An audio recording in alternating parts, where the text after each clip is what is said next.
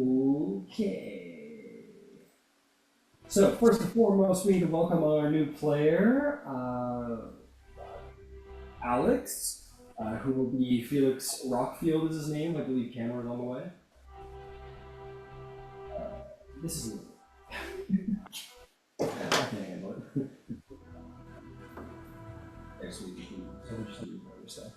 Okay, cool. So yeah, welcome, and we're gonna get started. So let's see. Last we left off. Actually, I'm gonna do a little bit of an extended recap for the sake of our wonderful new player, who, by the way, is one of my original paid players from Soraya's old Tyranny of, Tomb of Annihilation campaign. So he's returning to us after a long time away. So he's a part of the community, but he's returning. So that's worth putting out there. I'm very happy to have him back.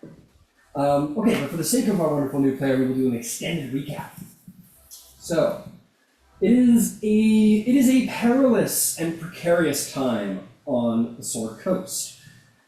Dragons, the dragon cult, has begun to amass magnificent wealth through raids across the Sword Coast, trying to bring together a great and terrible horde to appease their matroness goddess when she returns to the world, Tiamat, the Dragon Queen.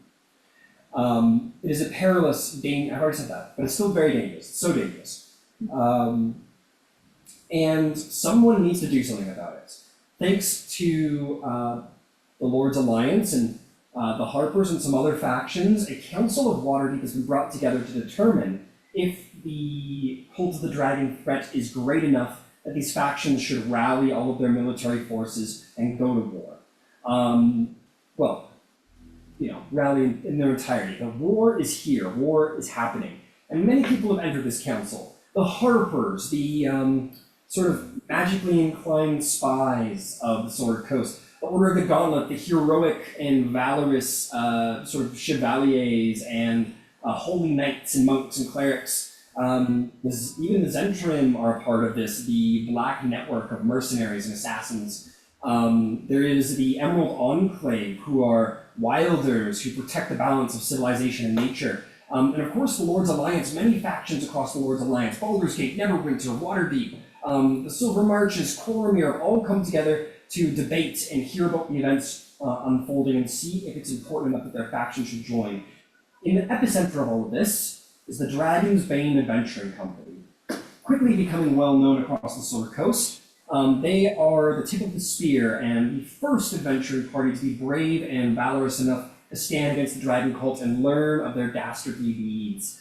They have been summoned to this council to tell of their tales and share their deeds.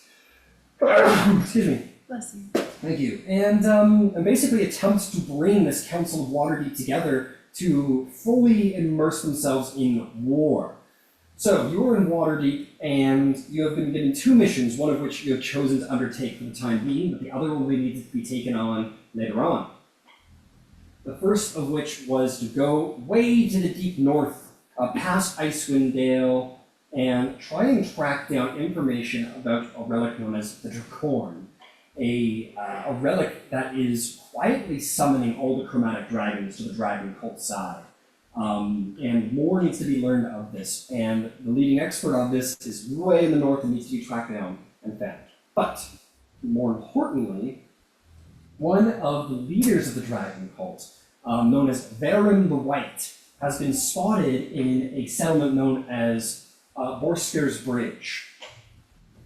This is one of the leaders, much like your former nemesis, Rezmir the Black, needs to be tracked down, found out what it is they're doing, and be slain. You're pretty sure that he's trying to find his dragon mask, the white dragon mask. But nonetheless, he needs to be taken down, so you have all decided to not only procure a ship, not just any ship, but the Wet Maiden, the great warship that sails under the command of Ciella's own father. So with this ship contracted, you all intend to make your way south to Borskir's Bridge, see what you can learn, and hopefully track down this wearer of purple, which is It's a fancy way of saying one of the leaders of the cult. Also, where we find ourselves at the start of this session is with one of the party members, Eravir. Eravir, the princess and blade singer of the party, literal princess of the Misty Forest, has been summoned to meet with her father, one of the delegates from the Council of Waterdeep, King Melindrock, who she has not seen or spoken to in some time. And that is where we begin our session. So, Eravir. Last we left off, you had gotten dressed, ready to go, hopped in a carriage. Is there anything you wanted to do on the way, or do you head to Castle Waterdeep? I will cast Enhance Ability on the way. Of course you will.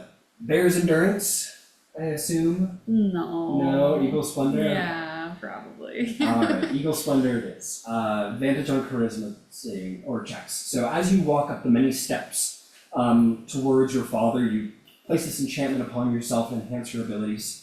And you're going to be led to one of the many lavish guest rooms of the castle, and to a private sort of dining quarters where you will meet indeed your father, King Melindrock of the Misty Forests. So you arrive up here. There are the castle guards, the knights of the castle, and more importantly, you see your father. There should be an image of King Melindrock in the pinned messages in the Facebook chat if anyone needs a refresher. You would see this most interesting individual who you've seen many times, endowed in almost like mithril whites, some tones of green, plenty of gold, very ethereal individual, and known to be a wise king, if a bit arrogant. And with that, he's sort of looking upon the fire, and as you enter, he will turn to you. I'm going to try and pull up some cool elven phrases for all of this, because that's just so cool.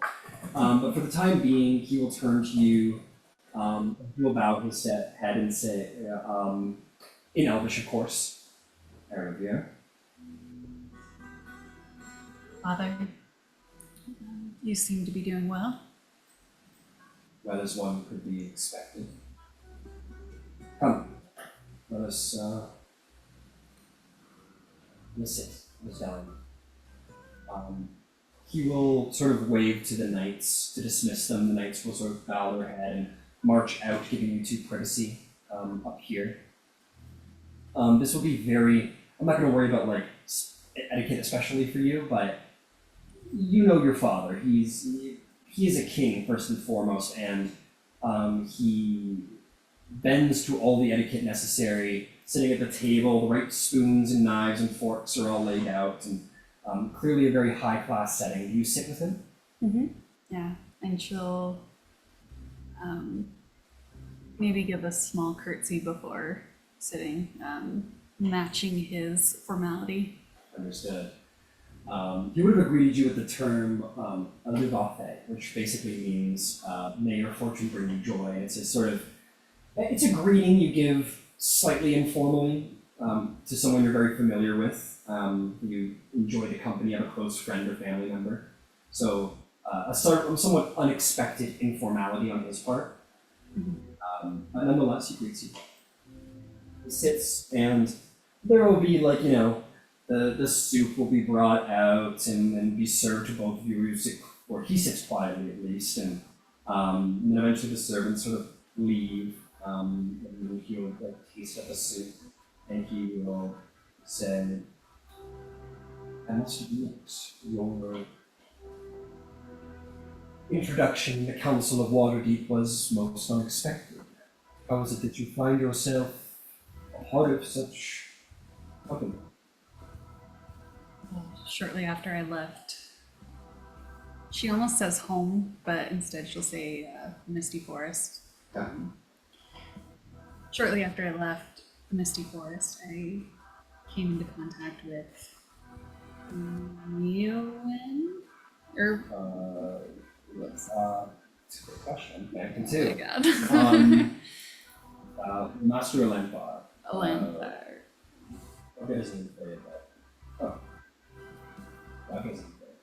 It's like Neo to Leothin Olantha, or Yeah. something like that. Yeah. And he took me under his Leosin Olantha. That's right. Leosin Irlandar. That's correct. He took me under his wing and taught me much of the dragon cult and dragons themselves, and I found myself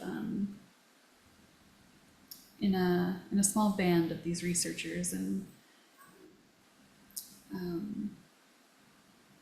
I found kinship with them, and maybe a little pointedly something I'd yet to find. And we traveled to, God, these names are gonna kill me. El Terrell? El Terrell, yeah, thank you. Okay. Where I tracked down, oh my God, I should have read my backstory before this. Where I tracked down, or helped track down,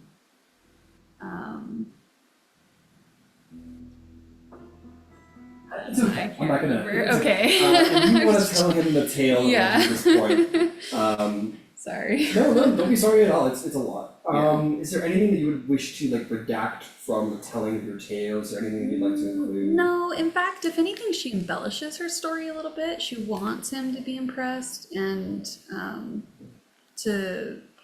wants him to see that she's thriving without him, and that her skills are of use, and she's kind of coming into her own. Cool. Make me a performance check to impress your father with your tale and your achievements. At advantage. 20. 20. He's pretty hard to read. He's a fairly old elf, and he hard to read. But you tell your tale. You embellish certain details. You tell of the sort of elven extremist that you took your razor from. You tell of your defense against the hordes of lizard folk who tried to befall you at the roadhouse. You tell of your slaying the dragon, that you have claimed a giant named the Scar. You've been claimed to possess the soul of a giant, and all of your many achievements. And he listens, and maybe even to your own annoyance. Like your party has told tales to like the likes of Orlanthar Froome, who's like, oh wow, and like it was going crazy for every detail. And as you tell this like honestly impressive tale, he's fairly blank. Okay. Not necessarily impolitely, but like he doesn't. Well, if he's impressed, it's internal, and he doesn't show it. Maybe that's almost frustrating. That's up to you to decide. But he hears your tale, and he says,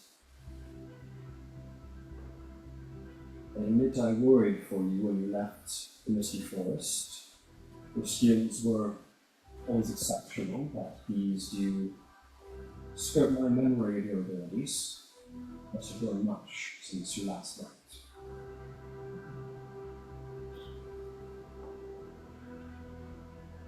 I didn't take you to be the worrisome type. I have grown much, but it all started under your own roof. I'm sorry you couldn't see that then.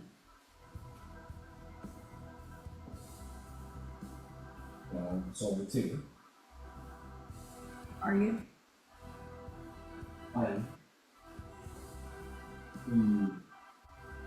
I've said many times, the necessities of being king require much, especially of an individual. In my life, I would wish to have been showing a better father. I have no illusions that I have not been the most caring or compassionate, but such is my duties to our people. Yet you managed to give Nurenbane and Alagarthus much attention. Perhaps not as much as I should have, as both of them have taken to their own ways in the world, not much like you have, as you might remember.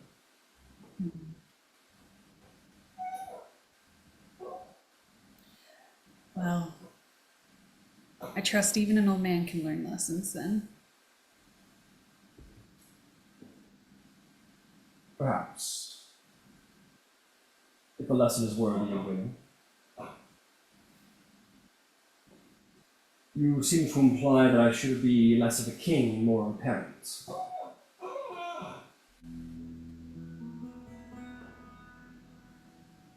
Well, I do.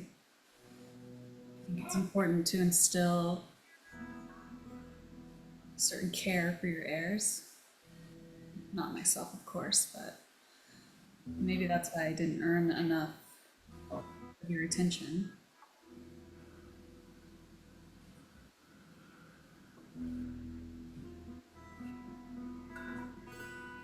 You all received as much attention as I was able to give. I am a king, and thus all of my subjects are my children just as much as you, Arabia. I gave you the finest education, training, magical wounds, perhaps not as much affection as you might have liked, but such is the penance of a king. Or perhaps this persona of a king is what you hide behind.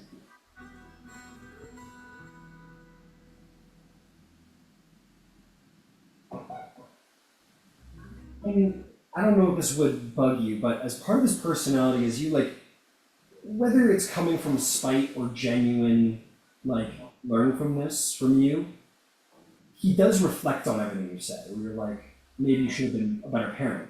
And he like stops and he thinks about it. And he like spends a good like 5 seconds just like contemplating your words. And then he might come out of it and say, perhaps, or yes, or worst of all, no, disagree with you.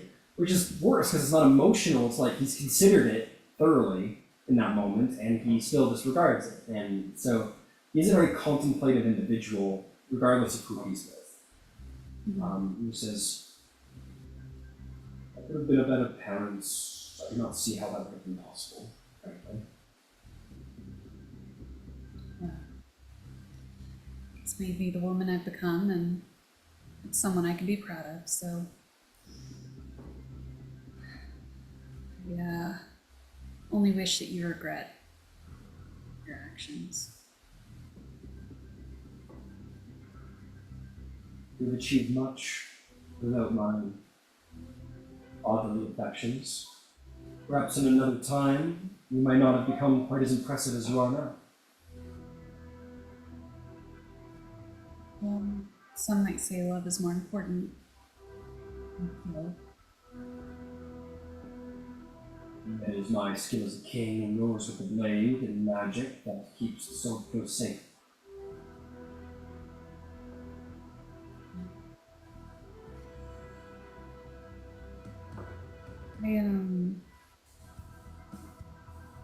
I've thought much of my mother in these past 2 years since leaving home. Are you kindly able to tell me more about her?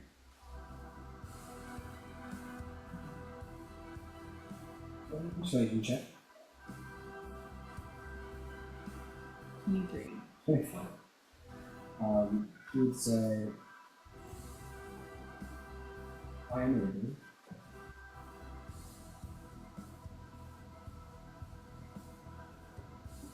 I might ask, why is it you seek so deeply for these parental ties? I seek a family. I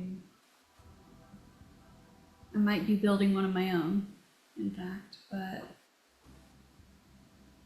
there's something of blood ties that I find very important, and I am curious. Your mother was willful, like you. There was much in your personality that is much like her. You want her calm and consideration, but will find your own path, to achieve excellence. She was an accomplished swordswoman. She was an accomplished adventurer. And she spent some time with you. Make no mistake, you were a child of some passions, but not a fleeting one. It's hard to imagine you passionate.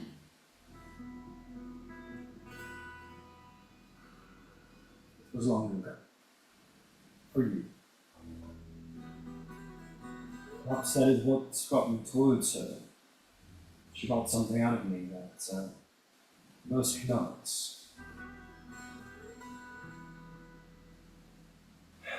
She was remarkable. She had a kind and a candor, but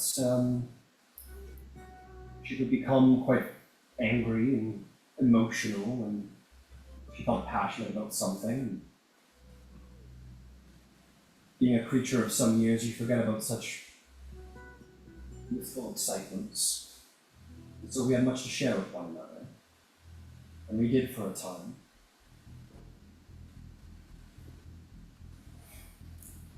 It was eventually decided the best place for you was in the Misty Forest. She did not lead a life that would be fitting of a child. And where is she now? How can I find her? That I do not know. The reason for the choice was because she did not have a home, nor the means to establish one, good for raising a child, and I insisted that you be raised under my roof. You may be half-elven, but you are mine, and you would be better suited in my care, finer education, you would have brothers, you would have everything you'd require. So, we both decided it would be best to be raised under the roof of elven royalty, as that is what you are, royalty. Life on the road was not befitting one of such noble blood.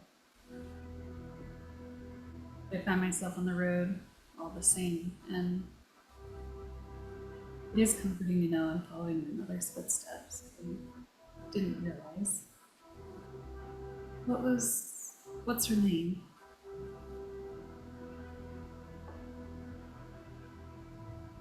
Make me another persuasion check.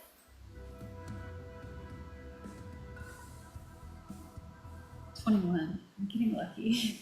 And you got advantage too. Yeah. She will say, well, he will say to you. So,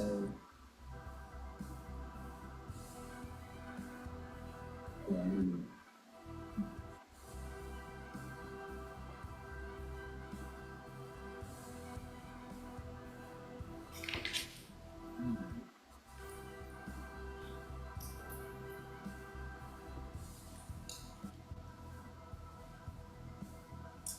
her name is Sasha Youngfall.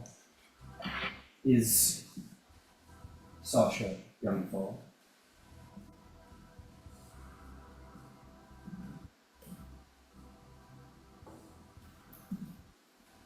I don't imagine she still adventures, and if she does, she is not the warrior I used to know.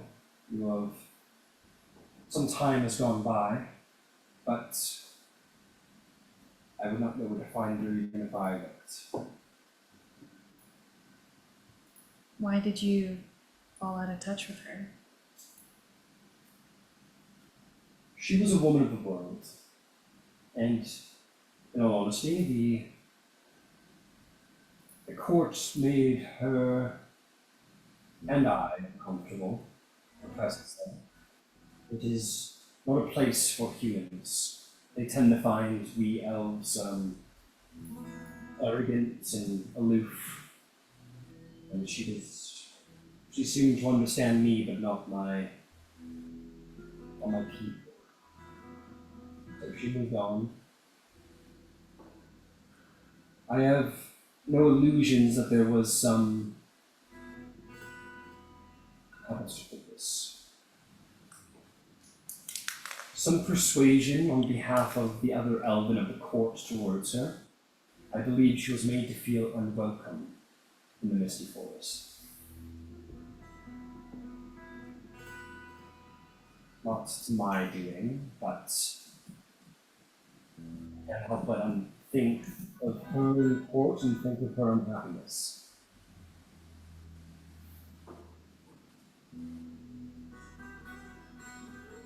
She never tried to find me, did she?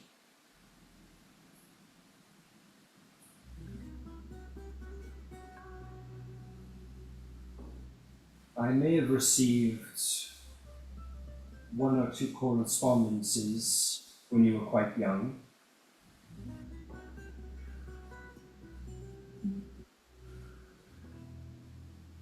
Well,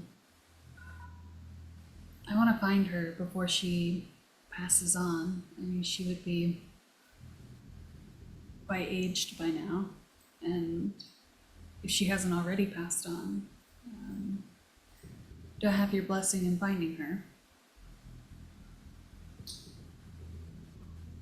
Yes, of course, though I expect you do not require it. You should know by now I always seek your approval, Father.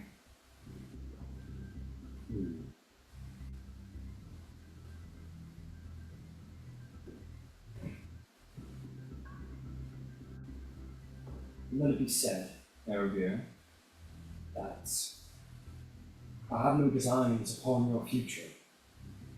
You are free, and should be free of my expectations, as they seem to not have suited you enough. You seem to have found yourself on the wider world on the road much as your mother did.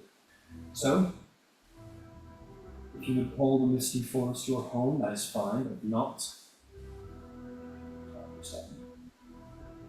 I hope you might move through life without worrying about what an old elf thinks.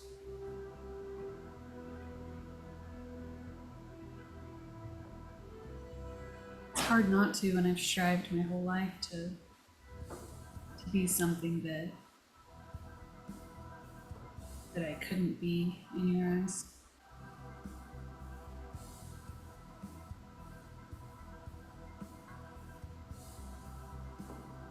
Do me honor in saying so.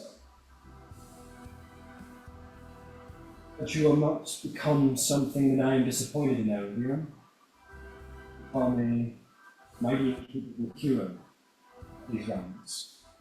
You are rallying armies now, fighting and slaying dragons. I admit a life of such danger is not what I had in mind for you, but I'm sure your mother would be proud.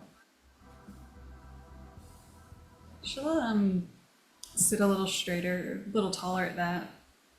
Her father calling her a hero definitely means a lot and kind of strikes a chord with her. Thank you, Father.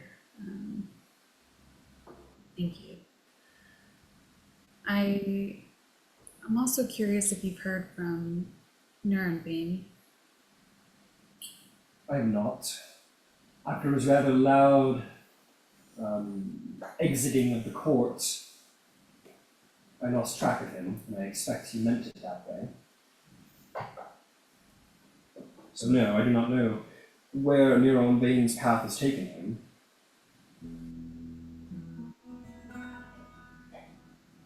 I miss him. We grew up rather close. I'm sure you know him. Well, I'd love to see him again one day. Perhaps you might be so lucky. He is a jealous young elf. He is one who is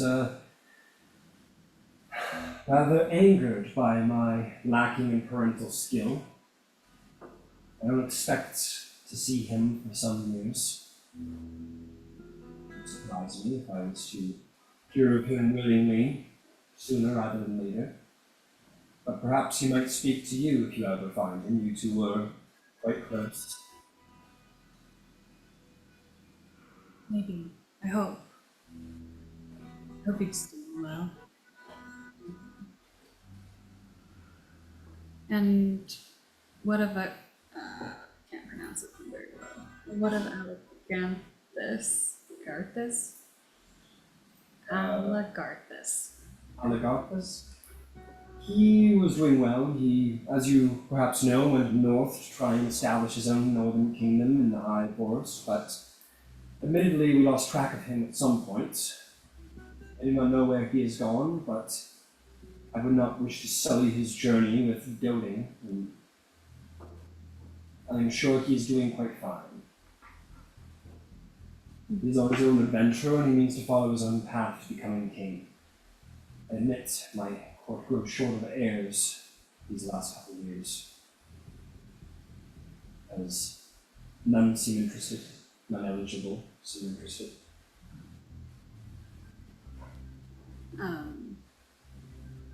She'll kind of wince at that non-eligible comment.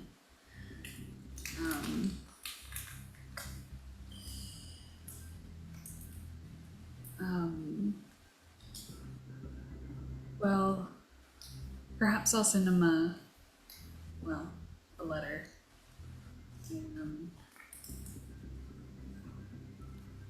I miss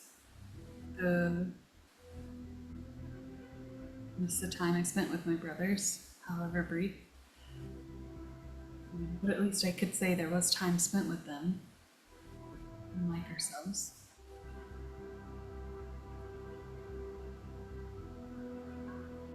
Maybe we could work to change that. How would you recommend? Well, we are on the same side of this war to come. Wouldn't you say? Of course. Well, to some extent. The elves remain unconvinced the dragon threat is important enough to bear eldritch knights against them. Truly. You believe that? I do.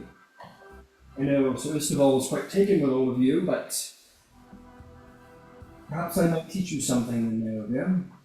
As noble as your cause is, every person in that council has to consider many other threats. The possibility of ambush, the protection of their lands against the other factions, of invasion, if their forces are depleted by not enough support, and perhaps their lands lie vulnerable. There are many threats on the Sword Coast, certainly one of which being lured to a great challenge that is not worthy of fighting.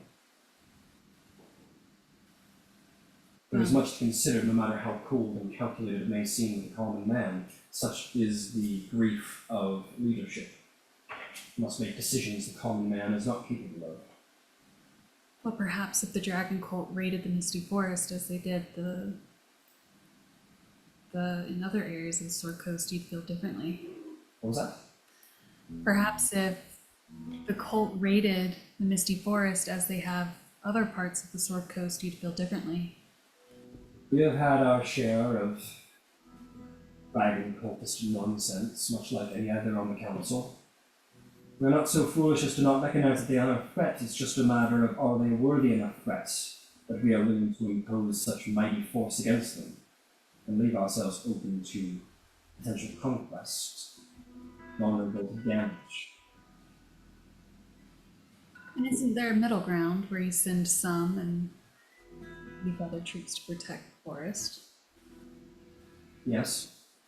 And depending on how well you and your friends perform in your jobs during this war, your missions, will determine how much support we give. There's the difference between an army and a battalion. Mm-hmm. Well, I think you'll come to find that this threat is a great one. Will have terrible implications if we don't curb it. And I hope we can stop it in its infancy before it grows too large. Inaction is action in of itself, and Father, I hope you understand that. You are very wise. And I believe there is plenty on the council who have a mind for immediate action. Those of us more long-lived, such as our dwarven counterparts and myself, must take time to carefully consider every possibility, ponder every choice. Sometimes, indeed, inaction is inaction, and a refusal to do something, but sometimes waiting for your enemy to make a mistake is just as important. Patience, Erebir, can be just as important as attack. I can't afford to be patient, not with the Draghorn calling the dragons, and not with the turmoil in the north. I can't afford the same inaction that you call a luxury.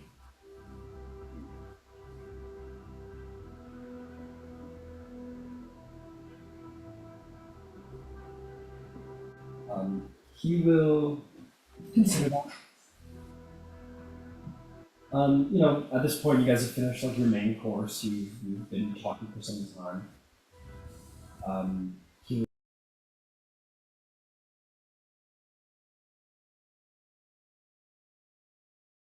to inspire them does bring some pride to the elven people. Like your heritage,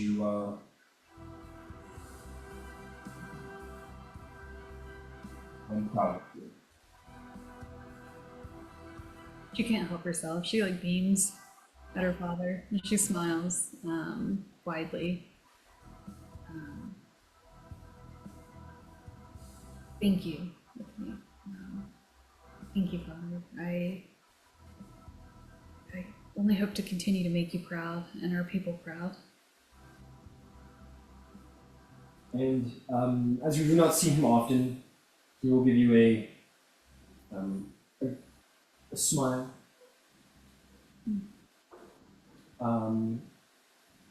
And with that, he'll sort of stand from his seat as you two have both come to your point. And he will, let's see here.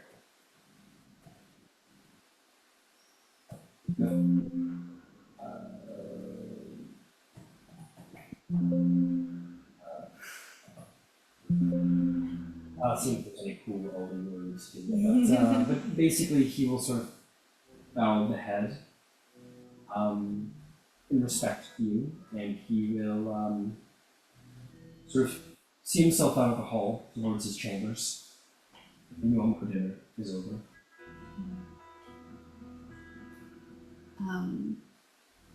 Before he leaves, she'll call out. It was good to see you. Thank you for inviting me here. He'll come to you, and he will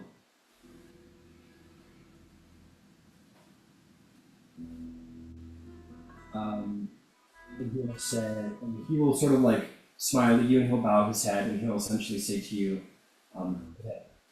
which is the elven word for like love, or I love you without malice.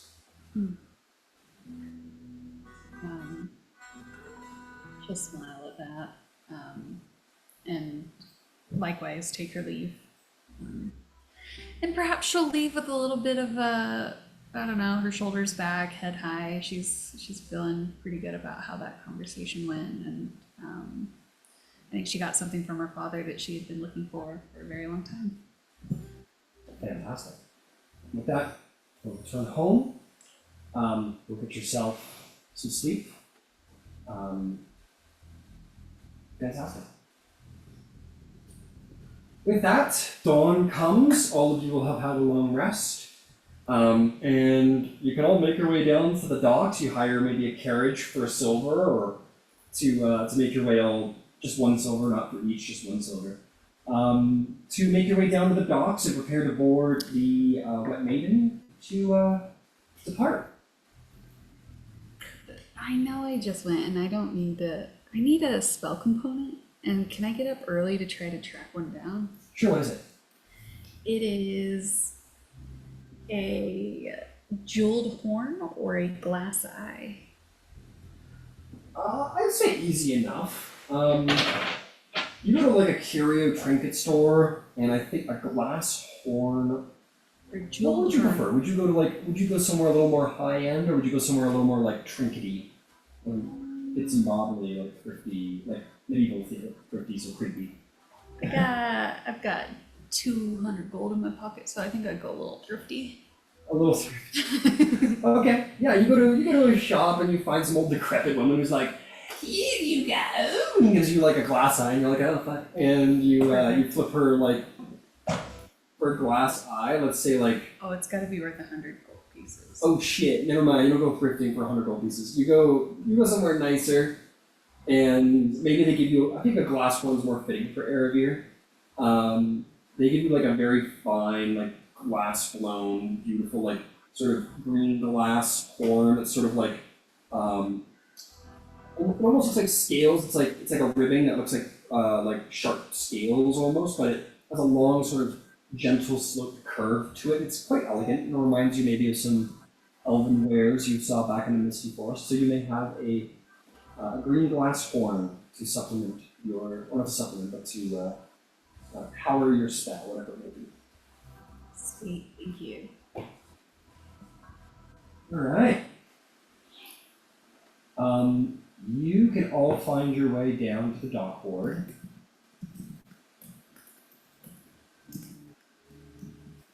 Blood Harvest, no, we don't want that.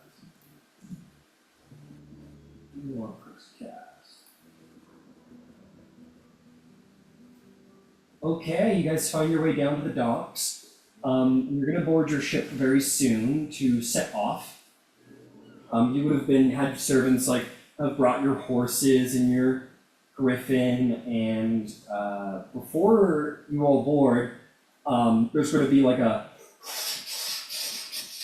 down the street, and you're going to see the gregarious form of Onthar Froom arrive before you all set sail. And he goes, wait there, friend, wait! And he will make his way down, stop, sort of pull himself off of his horse and come up to all of you. And he'll say, ha ha ha ha, who'd I caught you in time? You're all leaving for your grand adventure to the south? Skier Bridge, am I right? Yeah, you're correct. Good to see. Now, listen, the Order of the Gauntlet may not be 100% on board, but I will tell you this, Onthar Froom is 100% on board. So, I bring to you, my friends, a warrior who may serve your benefits. He says, this person I think will serve you well for many reasons, one of which he was promised by the gods themselves to bring a great good to these lands, and I think this may be his chance. So, I bring you to him, and you may decide for yourself if he be worthy. And he'll sort of flay his hand, and you'll see flying out of the air is a griffin. Sort of flies down out of the air, sort of lands, definitely bucks, and very heroically the light will shine in the background. And Felix Rockfield, would you like to describe what you look like as you very heroically and very valorously descend upon Griffinback? It's kind of the opposite of what you'd assume the like classic hero looks like. He looks like the equivalent of like a mustached middle-aged man if he was still like 21, like just like big cop mustache, like flaming red Ed mustache, just as red, wears like giant spectacles, wears like plate armor, carries a couple scimitars on the one side, has like a large pack of stuff, and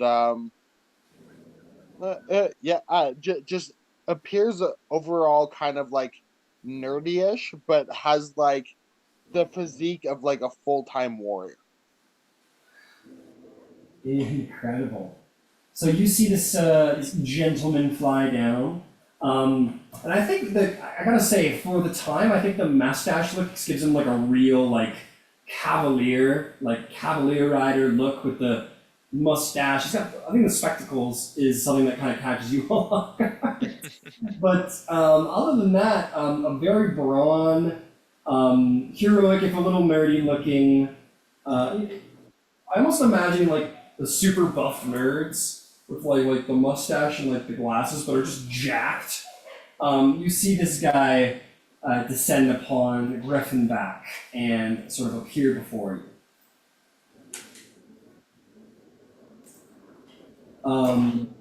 I think, and he will finish off your sort of beginning here. Just say, may I introduce to you none other. Where is it? There it is. May I introduce to you the none other than White Hawk Felix Rockfield, Griffin Rider of the North. And the owner of the Gauntlet, of course. That's a little bit more of a grand introduction than I think I deserve, but I'm here to help where I can. Not to be boastful, but I think I'm probably one of the better swordsmen in here on the Swords Coast, so I'm happy to lend my blades where I can. He's being modest even for that. He is promised by the gods, I tell you. He comes down here, Griffin riding, and with his scimitars, there surely will be no one who will stand in your path as you'll cut them down. Yes, Shroud, I think you'll get along quite well, as he likes to stand in the front and take the blows just like you. Oh, I'm sure he'll be a great addition to your team, if you would have him. I think we can use all the help we can get. Absolutely. Onthar says you're chosen by the gods. Say that makes two of us.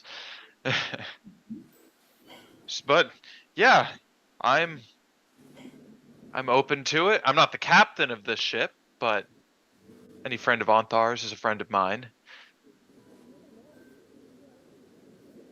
Star just goes towards the griffin and wants to pet the griffin because he has animal. Star. Oh boy, here we go. Star. Walks That is a right past spicy like fucking heroic knight and is like, oh, baby. Doggy. I'm sorry. So animal handling. Animal handling.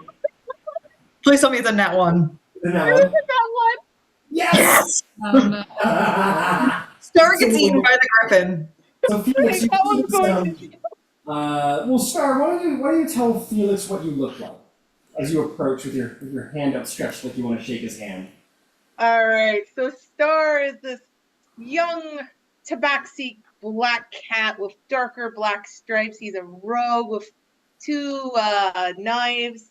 One's a nice dagger venom knife, and then a nice dragon tooth dagger knife. And he's just like, he's not really smart.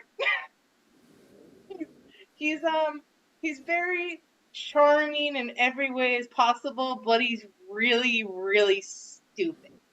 And he doesn't really He's make proven in this moment as he goes right past you to one of the most territorial monsters around in domesticated society, and like you're like, oh great, I'm gonna shake Star's hand, and goes right past you and goes towards your griffin, which has been bred and which has been bred for war, and sees Star approach a cat, and the lion inside the griffin turns on, just goes, and is going to claw you. Oh no. That's going to be a modified 20 to hit. damn it hit. You're going to take 12 points of slashing damage as it just claws you right across the chest. Okay. Deal pinches the bridge of her nose, goes, Whoa. And then it sort of like flares its wings out at you, Star, and lets out like another like like in your direction as if saying like back off or I'm gonna eat your liver. And Star just kind of Can I- crawls away with a little bit of shock, and he's just like, man, I thought it was tamed. It's not like Aravir's griffin. In this corner. Could I try to like step in and like calm it down a little bit, so it's not eating anyone else?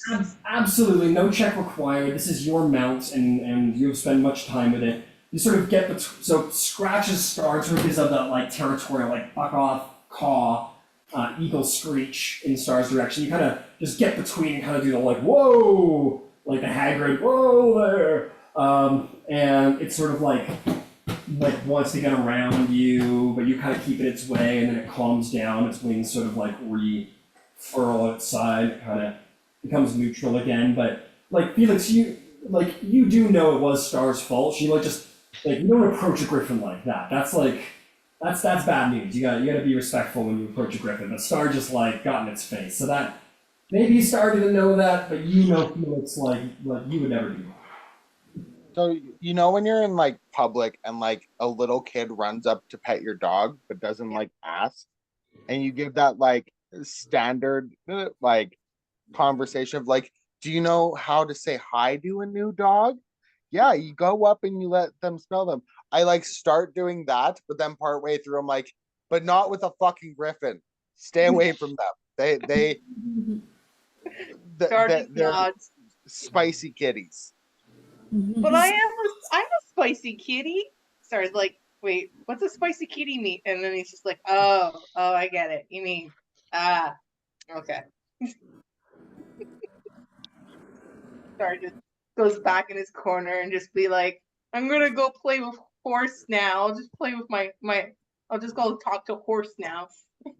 Star sort of little defeated, kind of walks up the gangplank onto the ship to go find Horse down in the cargo area.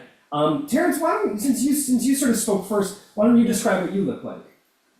Yeah, you'll see a human, sight for sore eyes. I know. He is equipped with a shield that has a bundle of wheat emblazoned on the front of it and a mace at his hip. Jet black hair, pretty young, probably about 18, and he has a set of mithril plate. And yeah, that's who you see. And he'll say, "I'm sorry for our impulsive friend. They act without thinking a lot of the time. I'm Terrence. Nice to meet you." And he'll stick his hand out to shake yours. Felix, pleasure to meet you. Felix Rockfield. I see. We got similar taste in armor, and I tap my breastplate. It's also a mithril plate set, and I'm how do you feel about how they design the new pauldrons? The old model, I felt like it gave you a little bit more range of motion, but what do you think about it? I mean, I was lucky enough to have a set handcrafted for me, so it fits immaculately. I'm sure it had to be adjusted. It wasn't mass produced like this. Yeah, I lost a little bit of weight. That doesn't fit quite as well. But excuse to eat some more baked goods, I suppose. But well. yeah, no, it's a pleasure to meet you. And I shake your hand real firmly, and I say, so how long you been a war? I don't know how to continue these conversations ever. How long you been an adventurer, I guess? Well, really just a couple weeks. I think we're a couple months by now. Has it been a couple months? Yeah. Yeah, you're Oh, wow. Day 152 of your adventure. Wow, time flies. Yeah, Wow. I guess You've we're also going died, on. so there's that. Yeah, we're going on 4 months. I did die, so I don't know if that restarts the counter or. I did die. That is a question. If you die and you're resurrected, do you still owe your previous debts? Because you die. Is death is death or debts marriage? To death do you part? You think we just found a tax loophole? I mean, I don't know. Cause I I've guess never had that's just a enough thing money you for can do fanatic. here. You just, someone comes with you and they're buried in debt, you just off them and bring them back. We have the power to do that, apparently. It's not ethical. I don't know if I could bring myself to do that.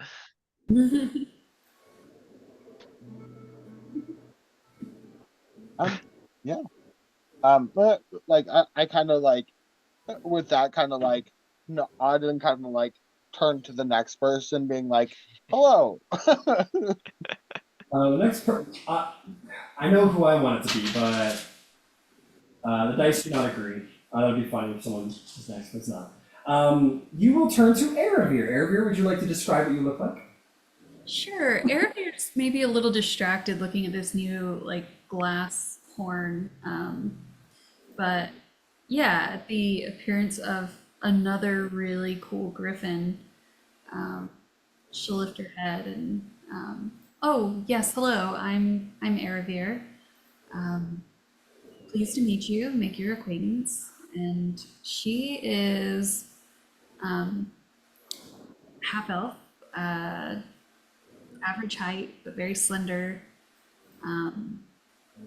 Lithe is probably the word. And she carries a beautiful rapier at her belt that's elven crafted. And she wears bracers on her forearms and has a wand at her belt along with a spell book. She is she looks very youthful, but she's half elf, so it's hard to tell exactly how old she is. And you see not too far off there's another griffin, and she'll call Helios to her side. Might we introduce our griffins?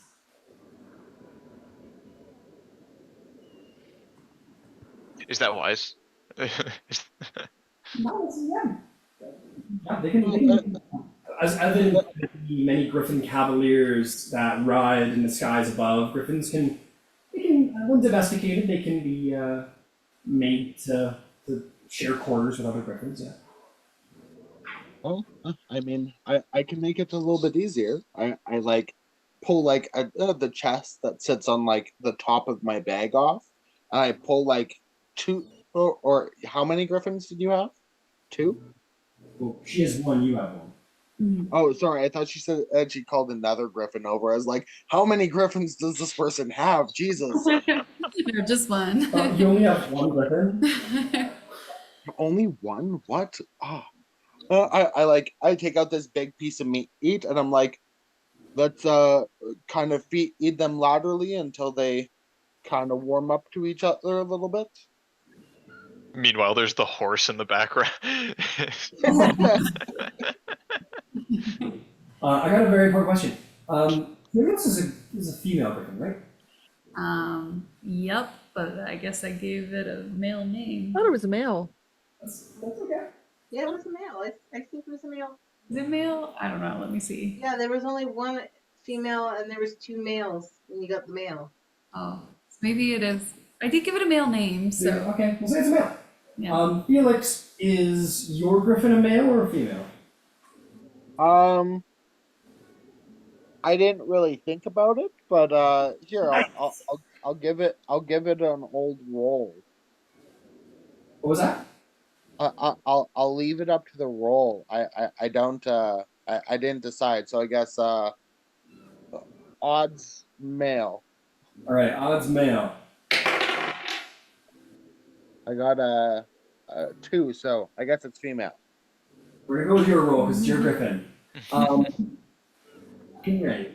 All right, sweet. So you guys go to introduce your two griffins. I will have a little animal handling check from both of you, please.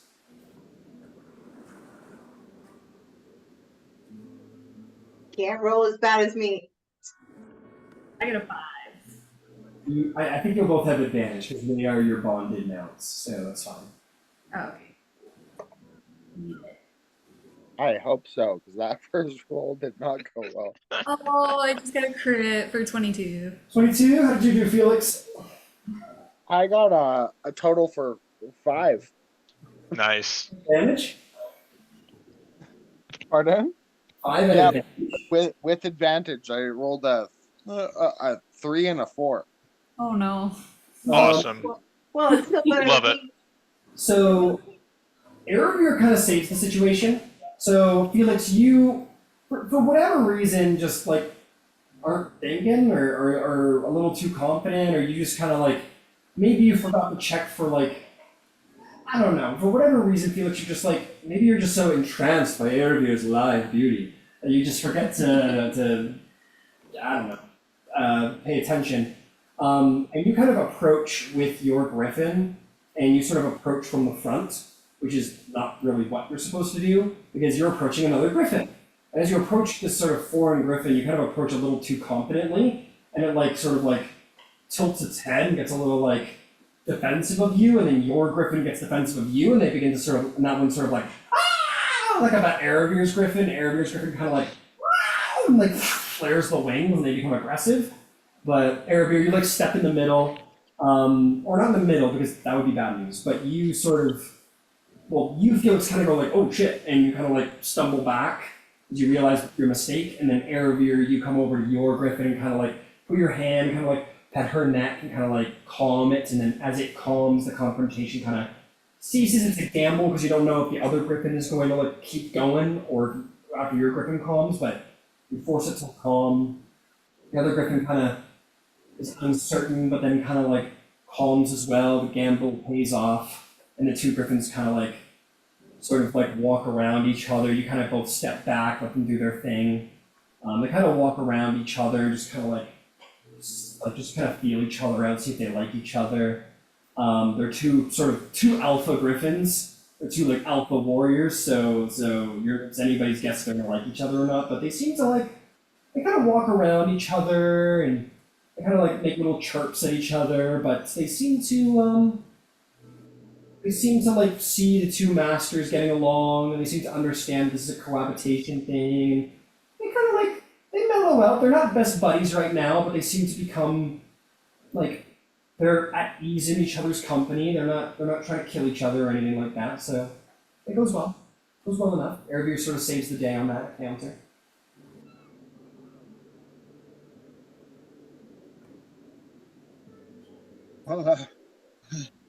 Thank you. I did not really handle that properly. I should have realized that she was tired from flying all day. It's easy to get excitable when in the presence of such beautiful beasts.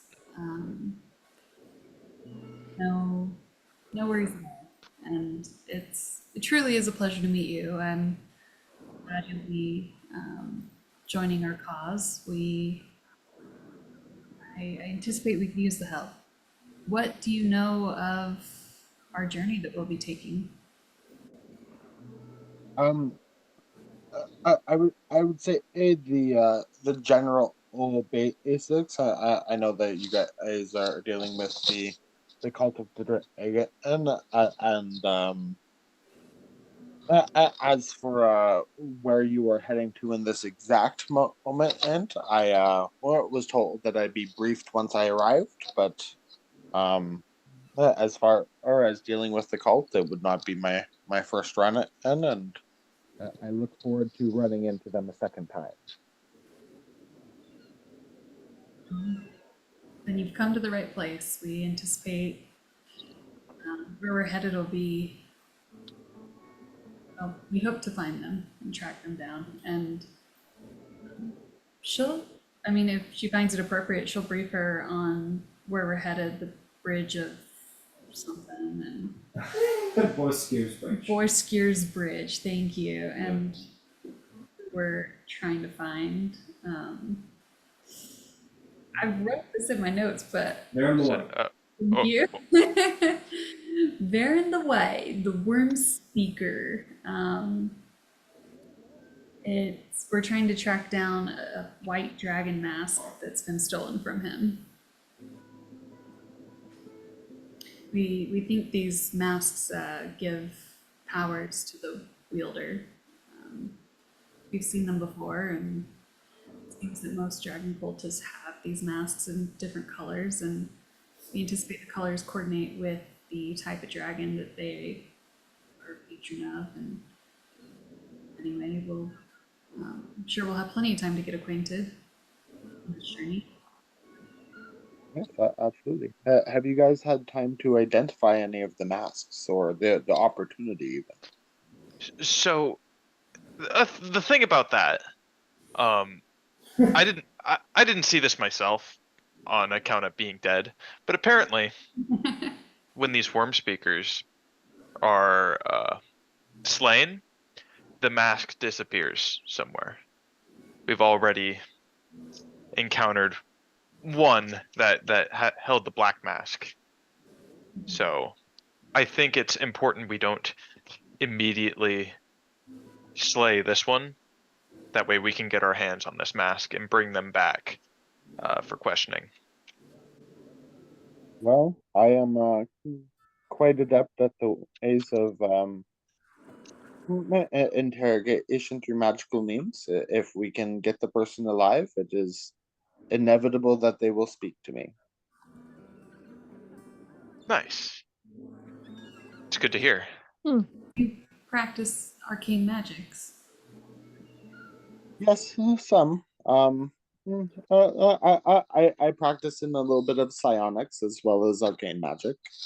More arcane than psionics, unfortunately, but I'm getting better, I hope. Studied Arcana at great lengths, so perhaps we'll become more acquainted on the topic. Yes, I see that you have a spell book that. What school of education do you most follow? Well, I am a blade singer. Oh, I never thought I'd meet one of them. You can roll me a history or arcana check if you wish to see what you know about the Blade Singers, Felix. Yeah, absolutely. 9. I'm not rolling good today. You've heard of Blade Singers. You know that they're like, it's something to do with the elves, but more than that, you do not know. Yes, I can't say I know exactly what that means, but I mean, if you have a spell book, at least I know you can do some magic. Yes, a great deal of magic, in fact, and I use my magic to help with my swordsmanship. Although I anticipate I fight a very different style than you do. I dance with my blade as it sings. I take it you use brute strength. I'd like to throw a little bit of a jig in between the slashes every now and then, but yes, I'm a little bit more get in it, so to speak. No, I have an excellent idea. Perhaps along our journeys, when we get on board, we can have a bit of an exhibition between you and well, Shroud. I'd love to see what our new comrade can do. At which point we will turn attention to Shroud. Shroud, would you like to describe what you look like to this newcomer? I sure would. So Shroud is gonna step forward into your space, like way too close to your space, and like pretty much get like toe to toe with you. And so what you're gonna see is this 7-foot hulking mass standing in front of you. They are wearing like dragon scale half plate, and from basically from their head they have a crimson cloak on with like a hood up that trails down their back and covers like a majority of their face, so all that you would see is like their eyes peeking out like over it. And if you were to like look into where their eyes should be, all you're gonna see is like white glowing light. You know, if you look, as you look down at their form, they're going to have a shield on their one arm, and then on their hip, you would see a pretty intimidating war pick on one side, a long blade on the other, and then across their back is going to be a gigantic two-handed sword. And they're just gonna stand hulking over you, like looking down at you. Big old 7-foot tall fucking war death machine looks down at you. Oh yeah, and they're covered in blood. For no reason, just like everything is bloodstained. The morning shroud bathed in blood. Yep. Where does the blood end and the oil begin? Exactly. So as I like reach out to like shake your hand, you hear me say a couple like arcane words, and the blood from just your one hand just disappears as I cast prestidigitation. And as they'll extend their arm to shake yours, and then they're gonna crunch down on your hand. Oh, I knew this was coming. Are we doing the athletics challenge here? For the record, I go right back for it, like full grip. Ryan? Yeah, we can. Yeah, Ryan. Yeah, maybe athletics checks, guys. Go for it. See whose grip is mightier. Who's got the firmer handshake? Right. Let's see here. Okay, I got a 25. 27. Nice. You guys, so all you say in the back hear the denting of metal as the two of them are like shaking hands, and Shroud, your hand is sort of just begins to sort of like dent in on your HUD. You get like a little like warning chassis. Felix, you're getting a very different warning from your pain receptors as you're like, and you guys are like you feel like a little, like maybe one of your bones breaking your hand, and you're like, oh, fuck, and you realize you can't hold on any longer, or else you're not gonna be able to wield the sword very soon. Guys, the dock's starting to splinter. And as that happens, as like they feel that, you're gonna hear from underneath of like you'll just hear like a really unsettling, like a robotic laugh, like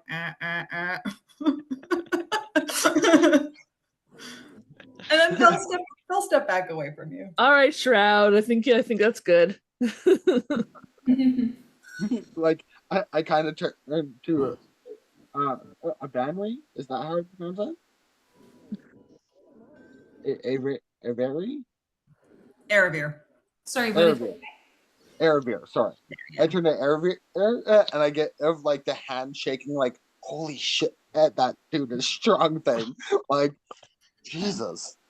So what do you say? You want to engage our, our fighter in the exhibition show? Dale standing on the boat just going, this is going to be fucking great. Star comes Well- out of hiding from his forest and goes like, huh? As long as someone casts Death Ward on him first. We won't let you die. Don't worry, I've got your back. We won't let it get that far. Absolutely.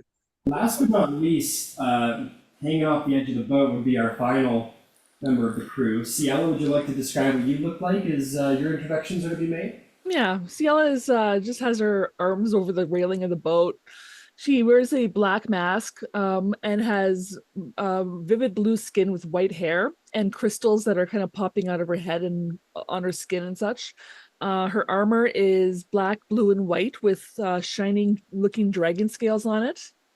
But not like for protective, they're more decorative than anything. And across her back is a really cool looking black dragon wing bow. And she kind of looks down and we got one more member of our party here that if you don't get along with them, it's not going to work. It ain't me we're talking about. Now, can I fathom a guess on who I have to impress? probably have to impress the person the being I'm talking about. And Ciel will do her little usual whistle to tell Laragoth that, come on over. There is a you sort of whistle rather loudly, as I imagine she's swimming. Yeah.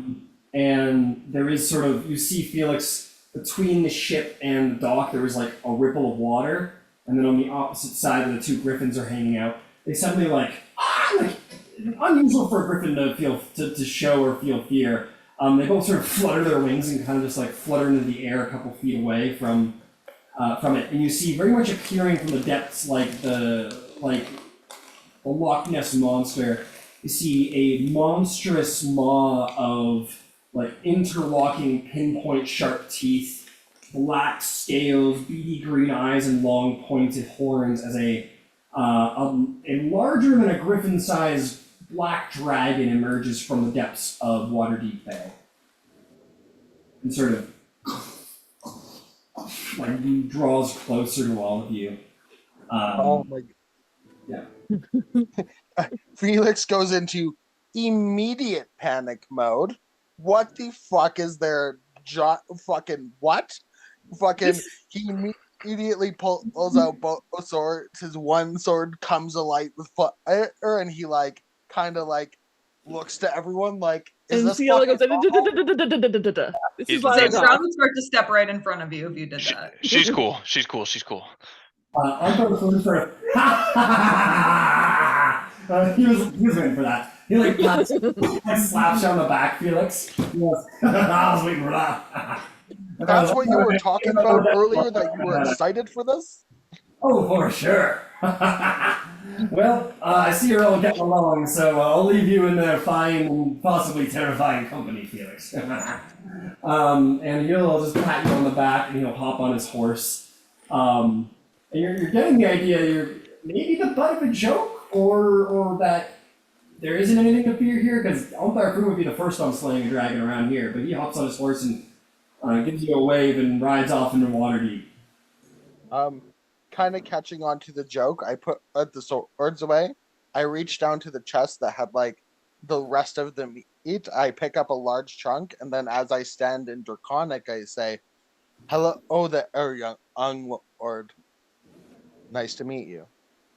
It's sort of you take a meat and you kind of offer it, and the dragon sort of looks down on you and like up at Ciela. Ciel goes, he's here to make us stronger. Calls me young. Well, you are. You're not old. And you're not a child. But we're all young too. It sort of draws closer to you, rolling the shoulders as it comes closer, Felix, as you offer the food. And it gets lower, and it opens its mouth, and goes far longer than just your hand, and then just like clamps down on your arm with the meat in its hand. And yeah, just sort of like takes your whole arm into her mouth. Laragoth. And then like the most like impressive wing-eating moment you've ever seen in your life, just like draws back a teeth that scrapes across the plate armor, and the meat isn't. You never released your grip, but the meat is gone, other than a couple of bits of like thick, like coagulated acid that just sort of burns what's left of the meat away in your hand. You would have been better off giving her a couple gold pieces. I kind of drop it. I say, I only got a couple of those for myself. But I imagine as I still have my arm, great ancient dragon, I kind of say with a slight bow. I imagine as I still have my arm, you'll at least tolerate my presence. I like this one. Yes, I will tolerate you, little young armor person.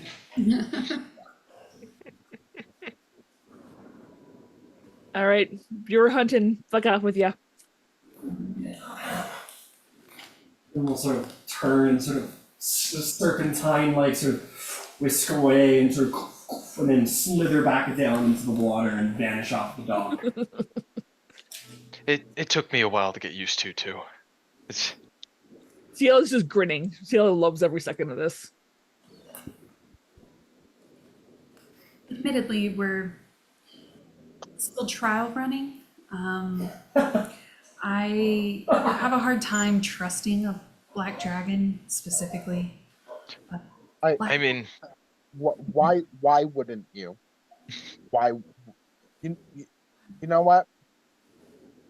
I found some reasonable people in this group. At least one. We're good. Okay. I think we can pull this off. I think we got this. You'll be safe enough anyway. I know it's Hey. weird, but We watch each other's back. It's simply you watch her back, she watches yours. Stronger together. she's more loyal than she lets on.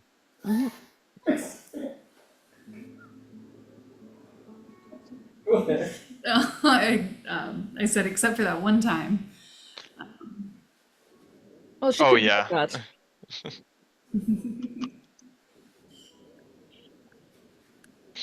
Okay. So- With that, you guys all, as you seem to be getting along with Felix Rockfield, you may invite him aboard. The two griffins, as you sort of board the two griffins, will, I think Arago's griffin will take flight, sort of, you might be used to this, and sort of take flight and sort of fly around the masts, and the other griffin will sort of follow suit, and they'll kind of like, sort of fly around the masts for a time before landing at some point on the Wet Maiden, but Ciela, you'll see your very exasperated father, which is the peg-legged, long, white-bearded, tricorn Blue man.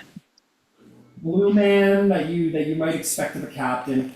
He sort of grumbles to himself as he sees he knows there's some black lizard under there, and there's flying griffins, and there's fucking everybody. He goes, alright, Ciela, you got any more friends coming aboard, or can we take off now? Let's go. Oh, let's go with me, girl. Pops. Over you all morning. Alright, bring up the rigging, set sail, leaving Waterdeep, headed south, you know the drill. And with that, the crew will sort of start clambering up the side, will start turning the great anchors inward and begin to make their way toward, Ciela will put herself to work as well. yeah, you'll put yourself to work around here too. Your father's very, very clearly judgy, and very judgingly is like keeping an eye on you. And anytime, oh man, anytime you cross a knot the wrong way, even if it was just a momentary oops, he's like, you miscrossed your knot, girl, and he's on your ass the whole time, giving you shit. And yeah, and with that, you guys will set sail out of the port of Waterdeep and begin the long process. It is worth noting that your father was paid by the Order of the Gauntlet for Felix's voyage costs. I'm gonna have to take a minute and recall how. Oh, that's what that 13 days means. It's gonna take. Oh, it's gonna. Wait, what else? Wait a goddamn second. So I'm gonna need to take a minute and just recollect how long this journey is going to take. But you all begin to set sail. On high seas, ain't that just the greatest place thing? What is going to be? Just want to bring this up. Like that, just a moment.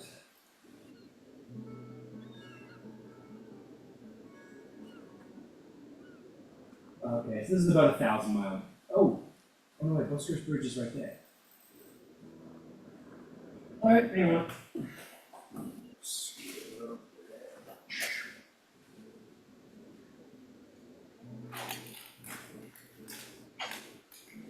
Ooh, it's way up there. Okay. Well,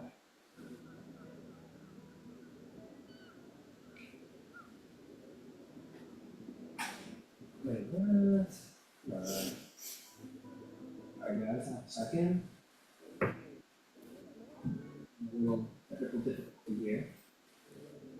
you guys go ahead and like, I don't know, what do you do on the ship? Go ahead and have like a little RP moment while I figure this out. It might take just a moment, but we'll be back at it in a sec. So what do you guys get up to? Well, between her duties on the boat, Cielo will just keep an eye on the new guy, just scope him out from far. Alright, what are you up to on the ship, Felix? You set sail on a magnificent warship stocked with cannons and all. What do you do? What do you think? What do you say?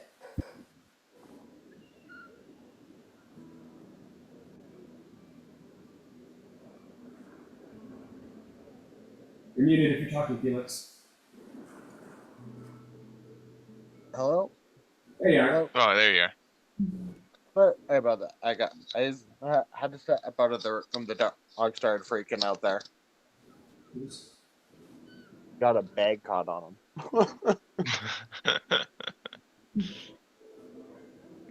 Sorry, I left about a minute ago. Oh. So, what are you doing on the ship? Just this magnificent warship takes off from the port of Waterdeep. What are you doing? I've never I think I kind of try to step in to help a couple times, and there's a couple times that people are pulling ropes. I get in there for a second and I help them, but I have no idea what I'm doing. I'm more in the way than I am helpful, and at a certain point I just step back, I look around, I take out my lute, and I start playing music. Fair enough.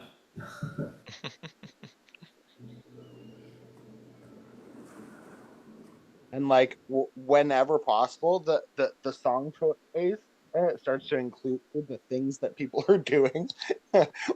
I'll follow people around and just genuinely sing about what they're doing. That's fun. Yeah, you follow them around and you just kind of take out your lute and what's your instrument of choice?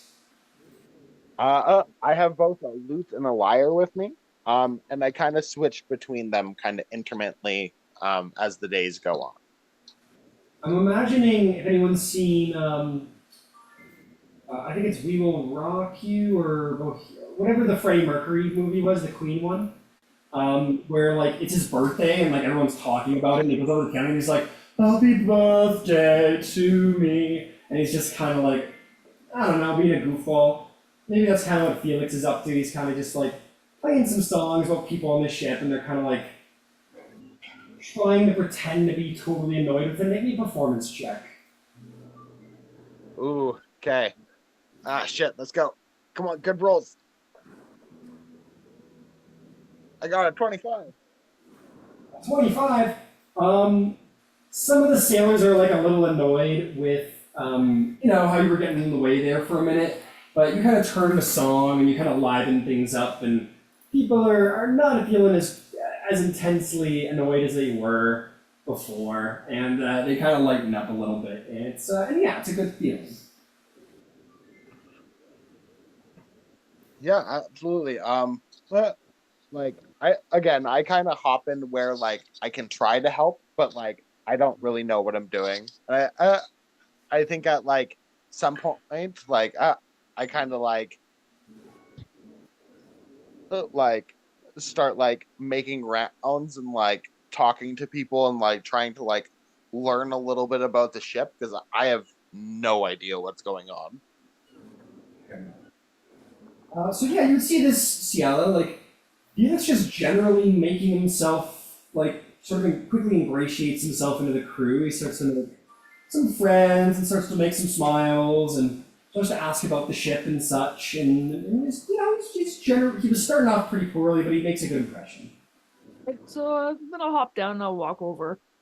And I'll say, "So, what do you think of her?" I think it is a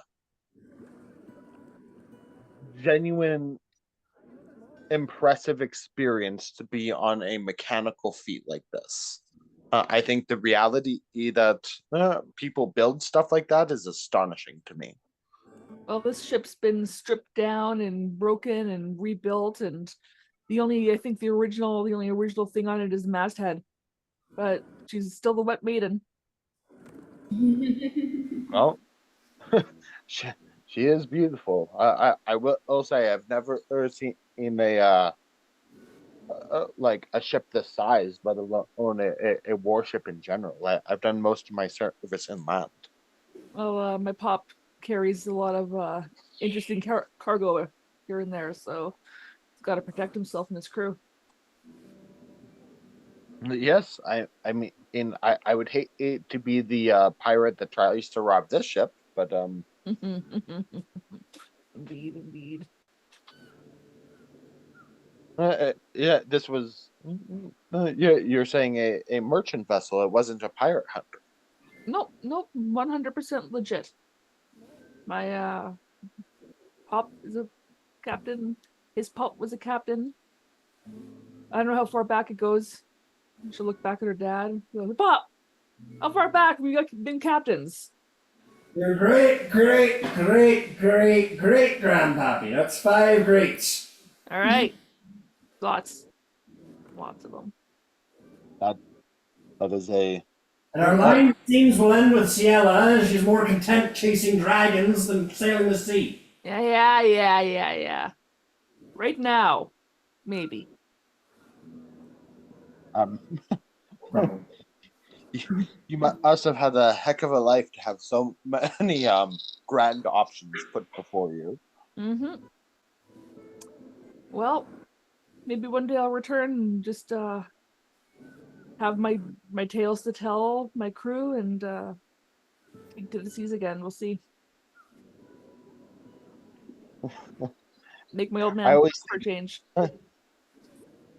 living the life that I'm sure or you've lived in. I've had some taste of um. It's so interesting to me to think about retiring and then moving on to that next step. That idea that the next generation is going to look at us as the old people that tell stories that sound too outlandish. Mm. Mhm. How hills magically go both ways up to school. And you're gonna have more stories to tell about dragons. Well, that is if we don't get all of ourselves killed. Yes, well, I mean, I'm betting on and I flip like an electrum coin, and I catch it. It's about 50-50. Yeah, maybe on a good day, but we watch each other's backs and we're good. We take care of each other. Yes, I was going to ask. I've never battled with any of you guys. What's the typical like formation? Does everyone just charge in, or do you have dedicated Um, spellcasters? Or Basically we kill it till it dies, in whichever way makes sense at the moment. I prefer I to stay see. back and fire from far, but Eravir goes close, she stays afar, she goes wherever she wants to go. Terrence and Shroud up front, close and personal, and Star likes to stab things in the face a lot until they die, which is pretty cool. I see. Mhm. No, uh, yeah, no, that is good. When if you were being pressed by a specifically dangerous martial opponent, do you want some support in that moment, or do you usually like to handle that yourself? And just see what the moment needs. Like if we're doing poorly, obviously, like if we have not enough damage going out, then we're gonna want to add to that. Or if someone's really hurting, then help them. It's pretty much situational because we never know what's gonna be thrown at us. No, that's completely fair. Just to make you aware, I'm more of a duelist than a crowd fighter, I suppose. I don't do very well once I get overwhelmed. I can put out a lot of damage, but I cannot take a lot. Um, Well, then you're gonna want to maybe move in and out and let Shroud and Terrence take the heavier hits. yes, it that that Shroud fellow, he are they rather strong. Oh yeah. Oh yeah. See, I Like look over Shroud. Shroud's probably, I imagine, carrying heavy boxes and shit. I don't know. Yeah, they've probably been directed to work, so they're just like, being directed and doing as told. Yeah, Shroud's pretty cool though. They mind their own business and protect us, and we protect them, and it's good. Kind of like with Laragoth. She does her thing and helps us out, and we help her out, and you know, teamwork 100%. Yes, it's truly many of you guys seem quite capable to have griffins and young dragons and just the immense power many of you guys seem to carry. You guys seem Well, Aravir and Terrence both killed the dragon. I that's rather impressive. I can't say I've done anything like that. I've wounded one, but kind of at overwhelming cost to my party. Well, work together and maybe we'll more than wound a few more. Well, there's a few that I'd like to find personally along the way, specifically a blue devil, but hopefully. Yeah, fair enough. Well, stay out of the guys' ways, and you can keep playing your lute there. They seem to like that, and sit tight. And if you've got a hurl, do it over the side so nobody has to swab that up.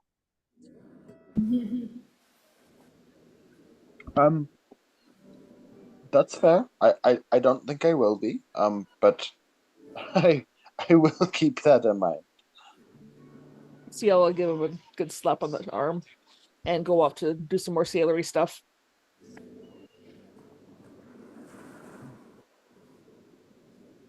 Okay. Nothing else. Captain will sort of bark out and he'll say, "This is going to be a 13-day journey. We're making our way down south. And as you'll probably know, we'll be making our way down the winding waters well past Troll Skull Ford to Borscar Bridge. So tighten up, settle in. There will not be much that can stand in the way of the Wet Maiden.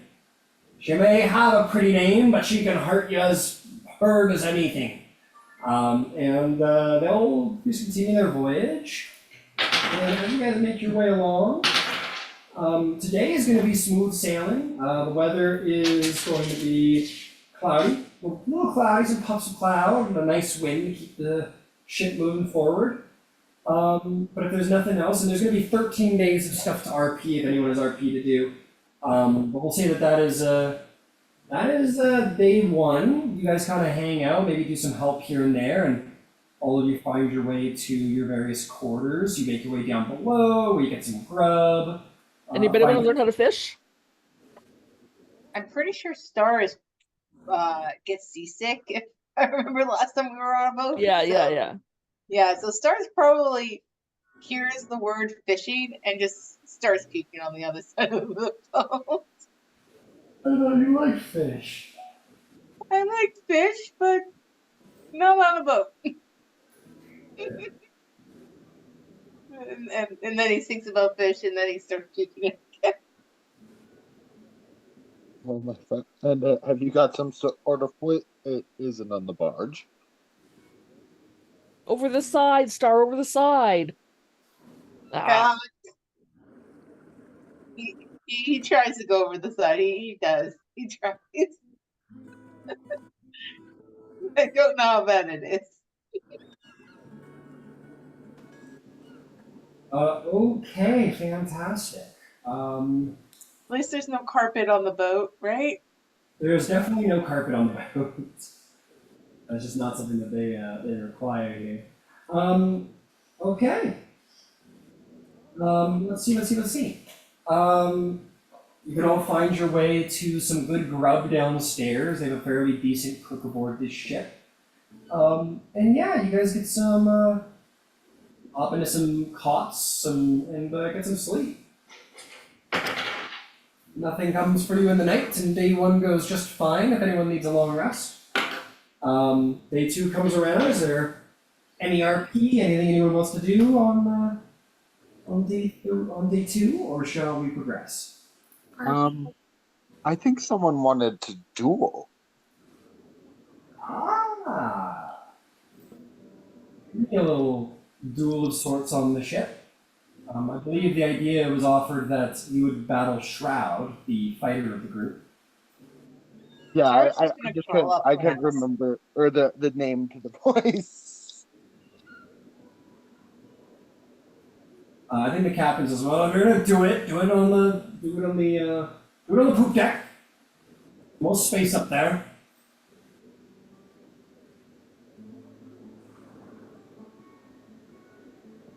Perfect. Yeah, you guys can, if you wanted to get to it, have a little exhibition. Gil's gonna run and get the sailors who aren't doing anything right now. Like, come on, let's fight, come on, let's go. Place your bets, come on. You're trying to place bets. Make me a persuasion check at advantage because these are sailors and it's not terribly hard to convince them to do such a thing.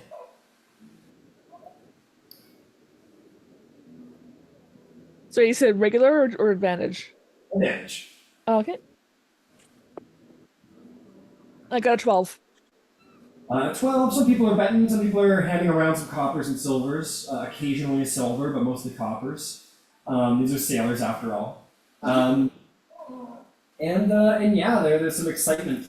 I don't know if anyone knows who they're betting on. We got one person in like dragon armor who's armed to the teeth, and we got another person who is in mithril armor and is armed to the teeth.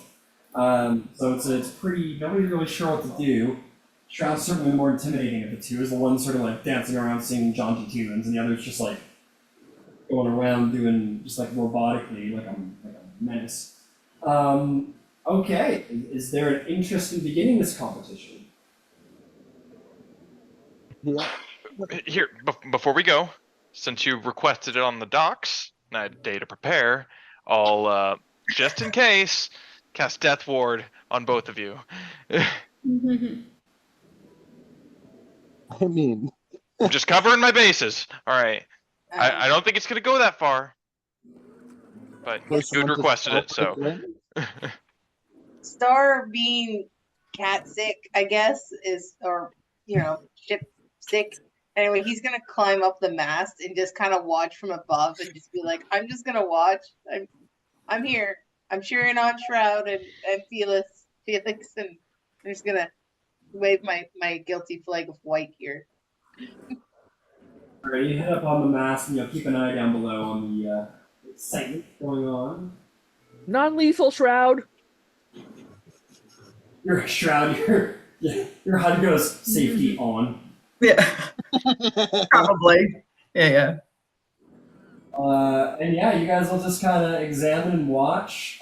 Star, for all of your seasickness, you're like hanging off the side of the mast, which is probably the worst place to be if you're seasick. But there you are. All right, all the different sailors. Well, some of the sailors, some of them put to work, but some of the sailors are watching. Go ahead and let's roll a little initiative.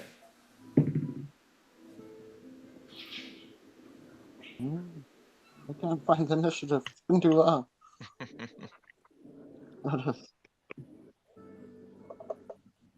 I got a 19. So did I. 19. Who's got the higher deck score? I got a flat 0. Let's see here. My dex is a 13. Shroud, will go first. What do you want to do to this innocent man? I'm going to use my movement to advance towards him. In advance, you do. Which of your many weapons would you like to pull out? I am going to use the Dragon's Gleam for this. Alright, you pull out that gnarly, draconic flare war pick. Yeah, and then I'm going to use my bonus action to rage. All of your HUDs go down. You see something horrifying, Felix. You hear the sound of like tearing metal around the mouth, and you're gonna see sort of appearing out from underneath the mask is Shroud's this like dented, sharp, like jagged metal sort of tears itself apart, and you see like bone teeth underneath, and lets out this like this like angered, like barbaric screeching roar of madness, and Shroud will fall upon you in a fury. That Yeah. is fucking terrifying. But okay. Not only that, but I feel like we haven't discussed this yet, but as I rage, you would probably also see in in addition to that, like some like, I know we haven't talked about this flavor, Ryan, but like some like probably like spectral robots like amongst like my ranks. Like you may like blink and see them or not see them or only see them from a certain angle, but Shroud has some new tricks. Yeah, shoot me a message and let me know about the flavor whenever you have time. Yeah. You will. So as it lets out this screeching, almost some reverberating, almost sonically through the air, as if like a heat wave. You might see some like maybe not quite as advanced or dragon kitted out as Shroud, but some very similar looking sort of robotic ghosts in the air. Yeah, and then they're gonna try and hit you. So let's see here. So sorry about that. Does a modified 20 hit? It does, but I'm going to cast sorry, my brain is malfunctioning. Silver barbs. Alright, he's like, fuck you! And he throws a little magical word out there. Give me another roll, please, Shroud. Okay, let's see here. That's gonna be a 23 to hit. So, That's gonna hit me. give yourself the advantage on that, Felix. Sorry, say that again? And I assume you're giving yourself the advantage on the silver barbs? Yeah. Alright, fantastic. Shroud, he tries to catch you off guard, but you are too robotically focused to be distracted by words. All right, so that's gonna be 10, 11, 12. And then I am going to use a superiority die. I don't know. And sorry, I'm gonna just do this first. Can you make a wisdom saving throw for me, DC 17? Oh no. I got a 12. Okay, so you're gonna take 16 points of piercing damage, and now you're frightened of me because that was a menacing attack. Nice. So, what a great surprise.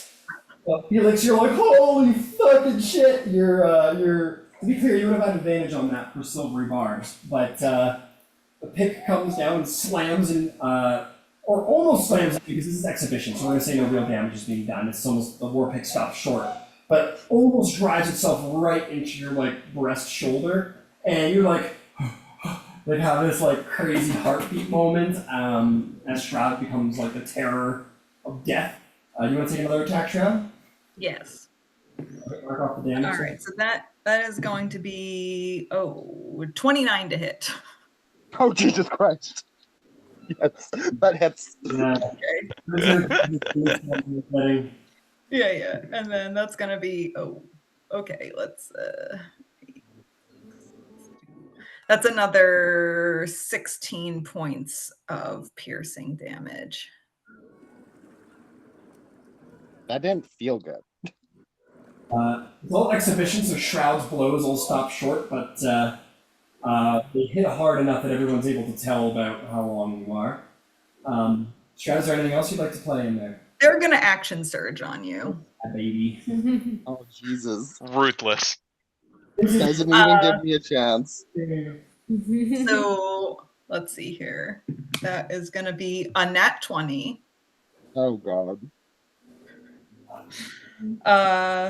Let's see here. Then that's gonna be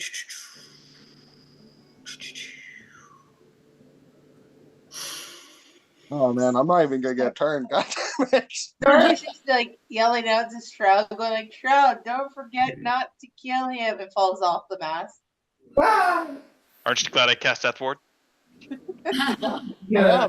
Goddamn barbarian. And then that should be, I think, 28 points of piercing damage then on that nat 20. Oh, Jesus.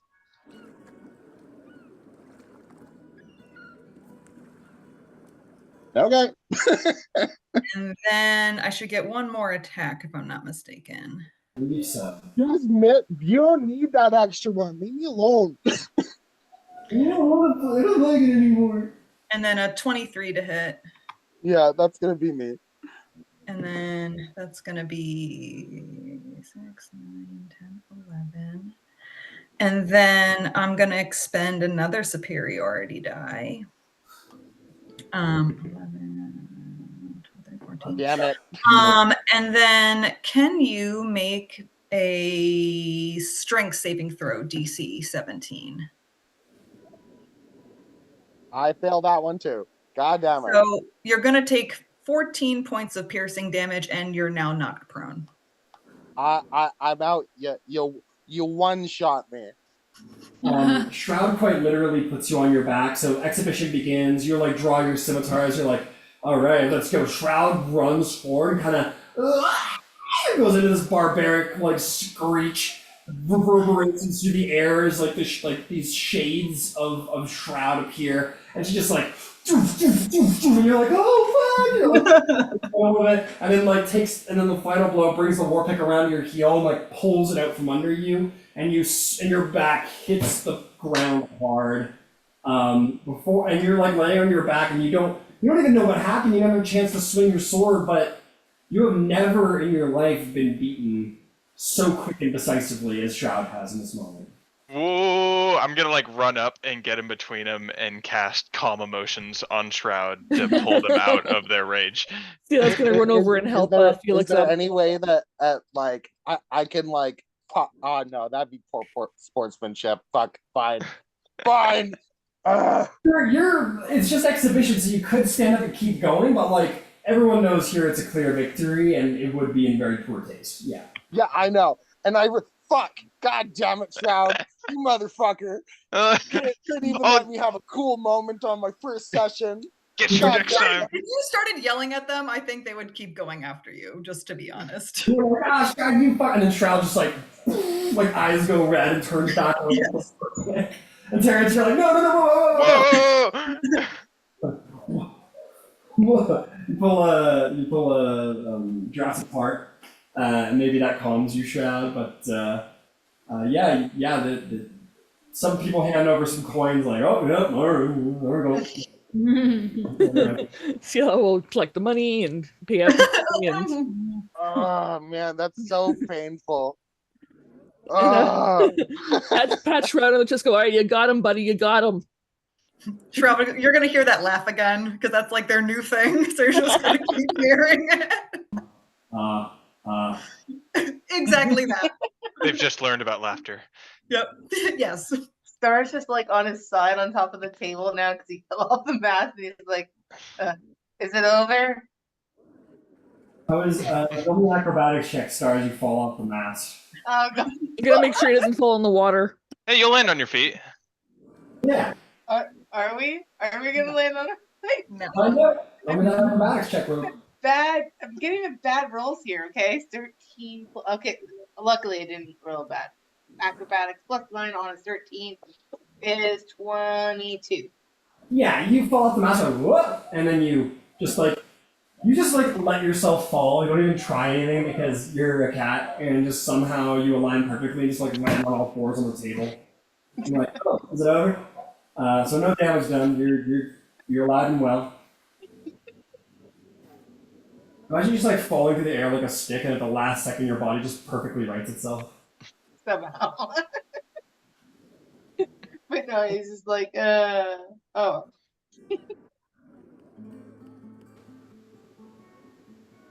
Ciela, you will gain. You're gonna gain 7 copper, 4 silver off the top for being the rookie.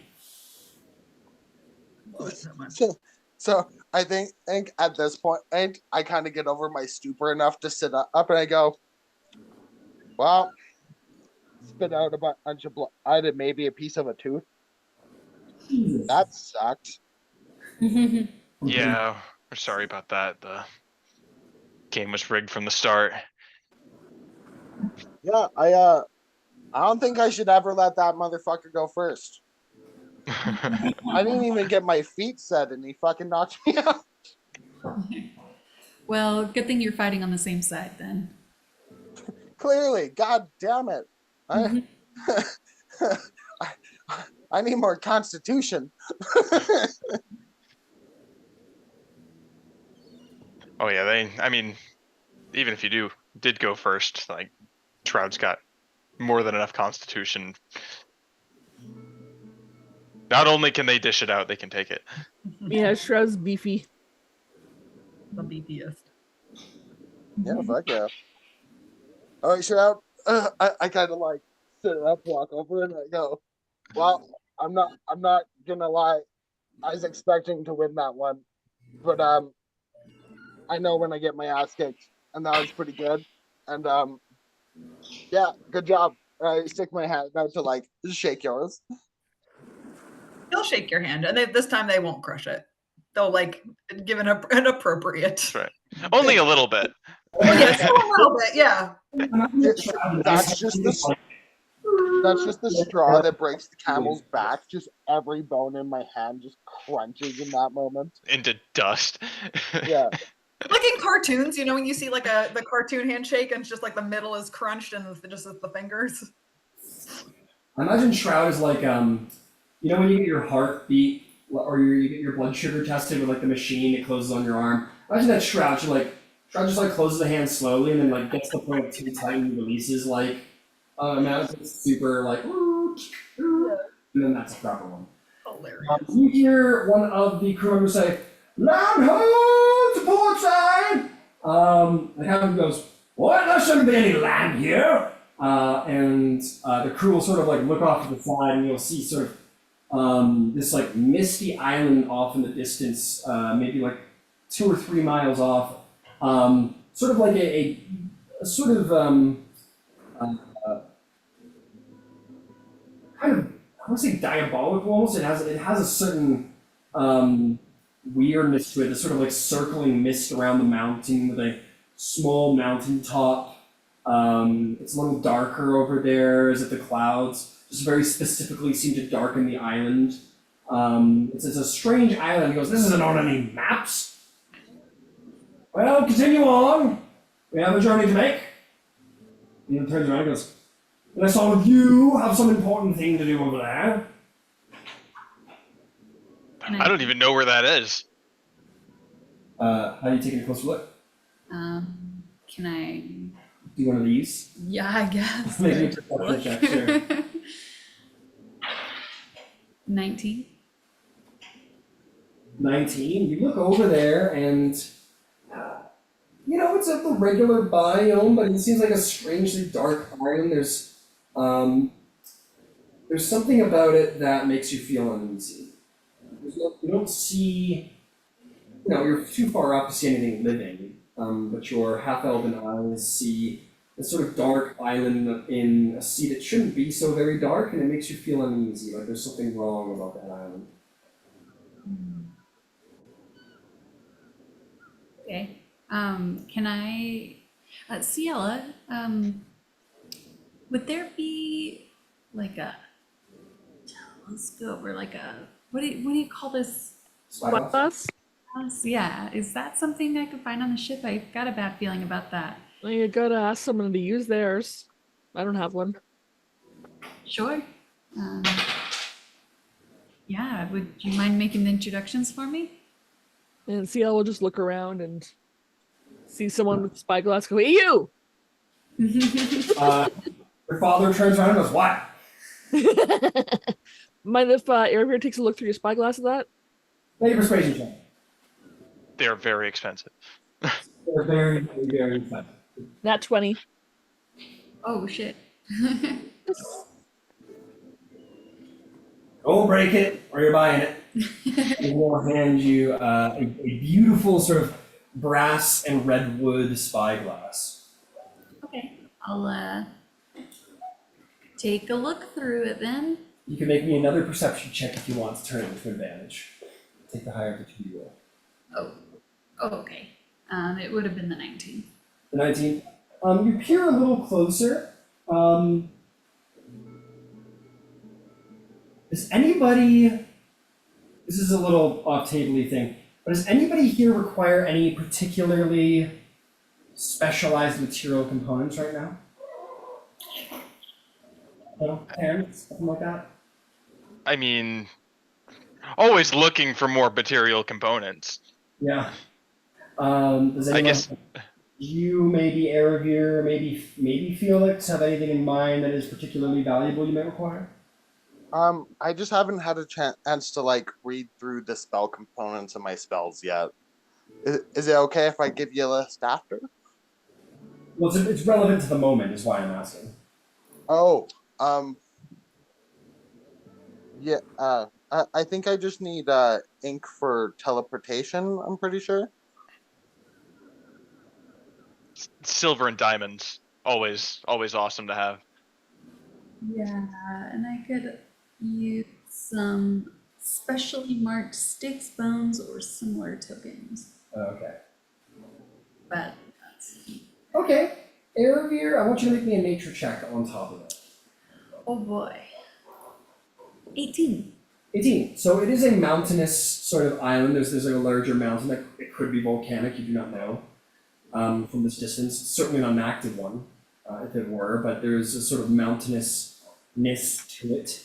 You also recognize that you sort of are looking in there telescopically, and you see that there's a number of very rare plants over there that are that you know, being a wizard, are used in the creation of the magical chalks utilized for teleportation circle. So you could create teleportation circle chalk out of plants on that island. That's pretty cool. I'll tell Ciela this, and anyone that's around, like, oh, looks like there's some plants there that you can make some chalk out of. I don't have any particular use for it, but it sure is a spooky island. I think we have things that we have to do that are more important than risking our asses on some uncharted island. But that's just me. I mean, how long could it take? I know I know we're on a strict timetable here. And we're Like, risking everybody's man? life on the ship, not just our own. Well, if we get close enough, about 500 feet, we could pop over and pop right back. We don't even have to drop anchor. We just have to slow down a little bit. I can cast water walk. I mean, Gotta convince the old man. Since you're being here, I'll be charging you extra for any time you spend on the island. Oh, but it's uncharted territory, and a man such as yourself should be very interested in exploring something new and exciting. I should be, but I'm already under contract for my own daughter and all that matter.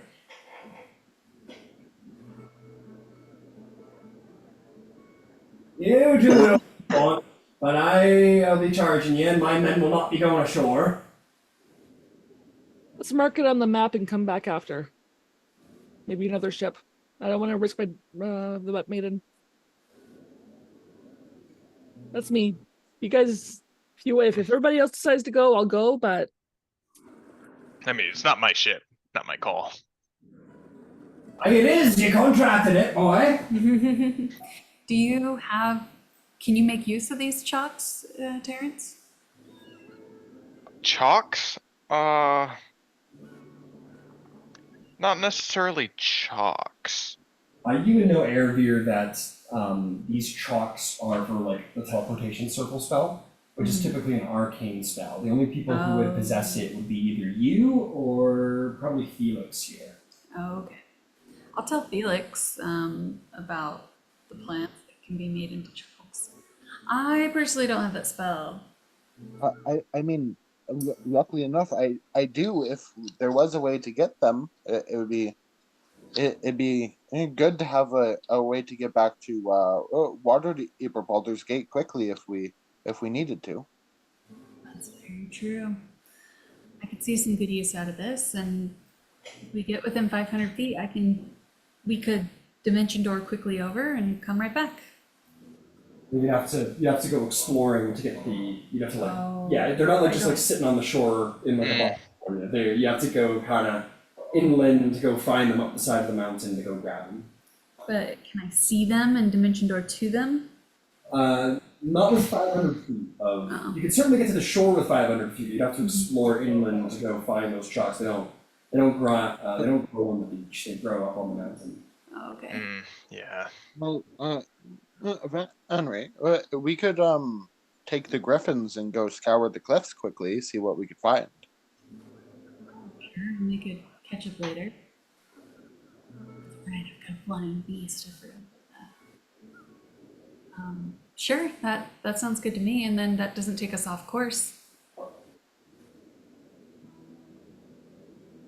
All right, you guys, be careful out there. Naturally.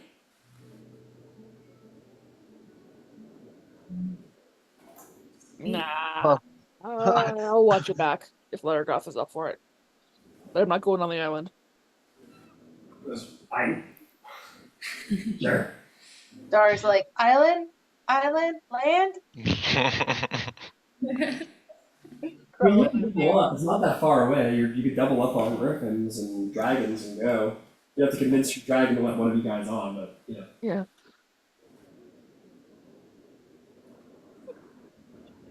I'll like pat behind me. If anyone wants to come, they're welcome aboard, Helios.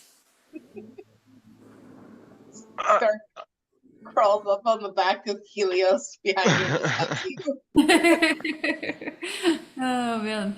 Hold on tight, and she'll take off with Star and Helios. Star, what do you think is worse, being on the sea or being on a flying beast? I think it's better to be on the bird. I imagine Star's like experience in life is like just like all like everywhere Star goes. It's just a constant. She sleeps and then wakes up and goes like all over the damn place. Okay, but Helios and Star, yeah, you're like, good to be on land. It's gonna be so great to and then the griffin takes off into the air, does like a little flight trick up in the air and begins to take off towards that island. Nice. Starts screaming. So you mount up there, Felix. Who's getting on Felix's mount, Griffin? I could, but a part of me thinks it's funnier if Shroud does. Does this bird have a weight limit? Oh wait. Yeah. Like I imagine Shroud like walks up to me and just kind of looks, and I look at him. I'm like, I'll transform you into a bird. Shroud will get on. As the Shroud gets on, holds you close. Felix, you feel the jagged metal of Shroud's lips sort of drag across the back of your neck. Oh boy. Hey. Yeah, exactly. No laughing. Shroud looks behind him and is like, "Is that your hilt, or are you just happy to see me?"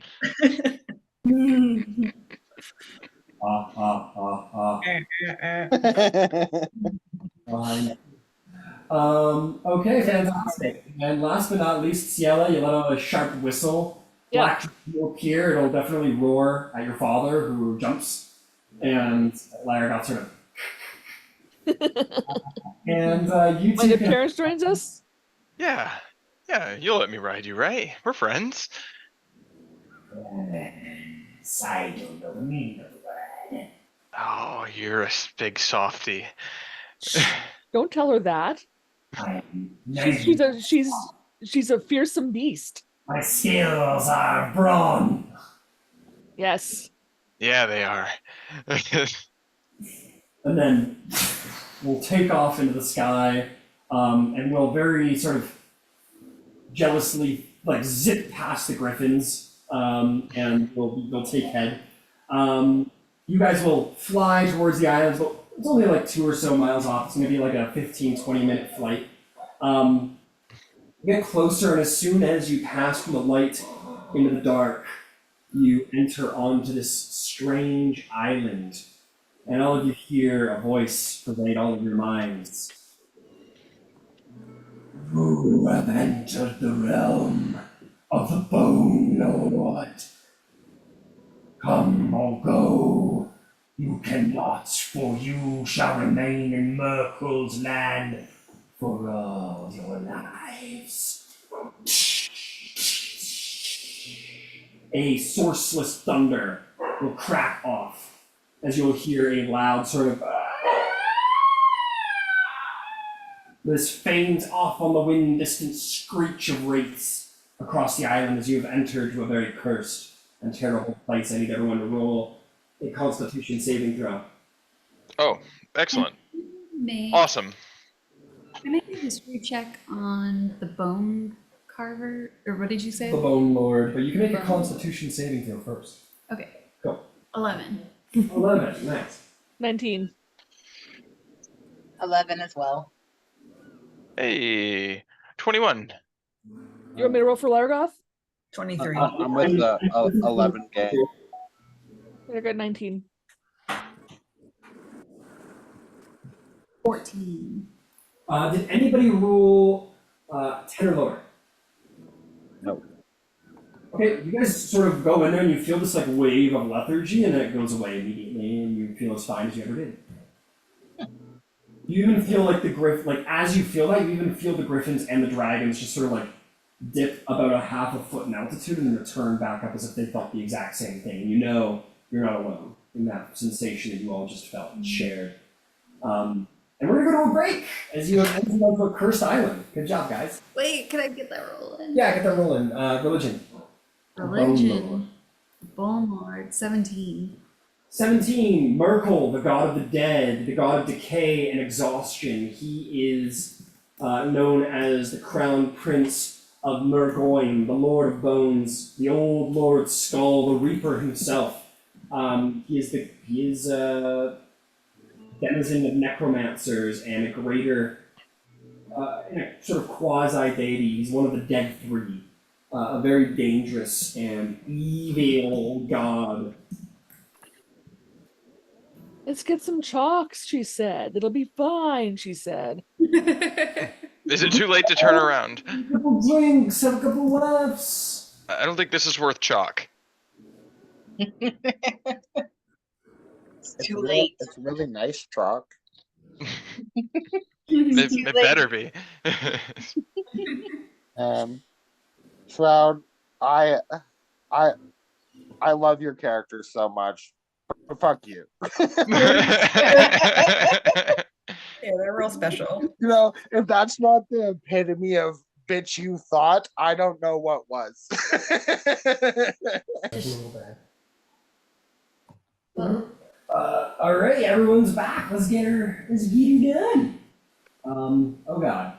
Wait, it's too fast all of a sudden. Hang on. I heard Alzheimer's and I was like, what? Ew, look at my shoulder. Ew, gross. You didn't even look. Okay, let's get enough about your gross shoulder. Let's get back to the game. You're muted, Terrence. Oh yeah, you're muted. Oh wait, shit. So he could see through the Zoom. Yeah, I just Yeah. Dolly. It's just peeling. It was a little sunburned is all. Yeah. Almost as gross as my as a deer. We trap. Anyways, let's get to it. So you guys fly up to this island, this mountainous island.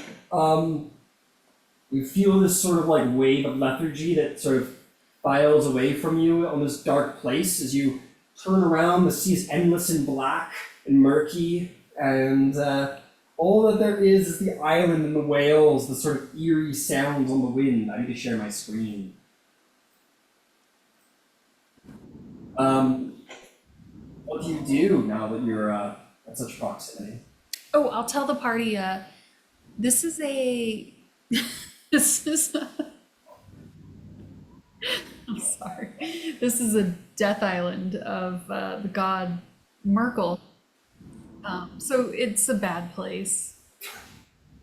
So Star being like scared and holding really tightly is going like, so should we turn back?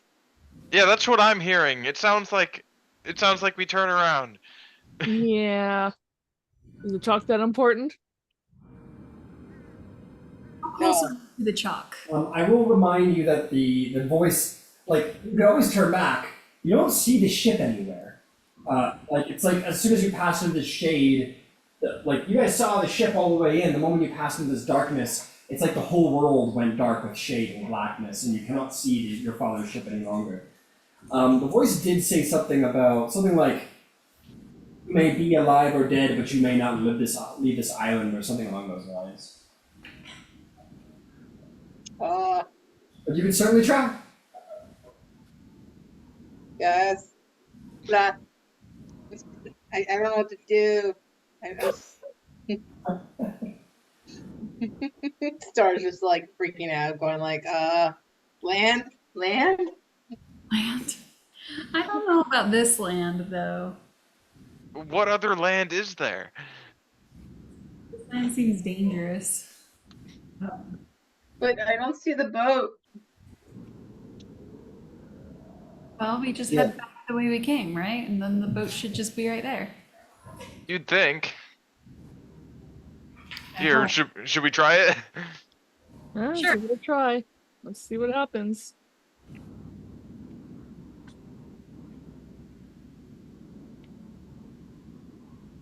Buffering. Okay, you turn back. Sorry, I had to look log at. You guys turn back, you swoop in the opposite direction, and as you guys make that bank and turn, the island is right there. It's before you now. Oh, and as you're flying towards it, you look back and the island is gone. It's right in front of you again. Guys, what's going on? It's like this is like magic. No. No.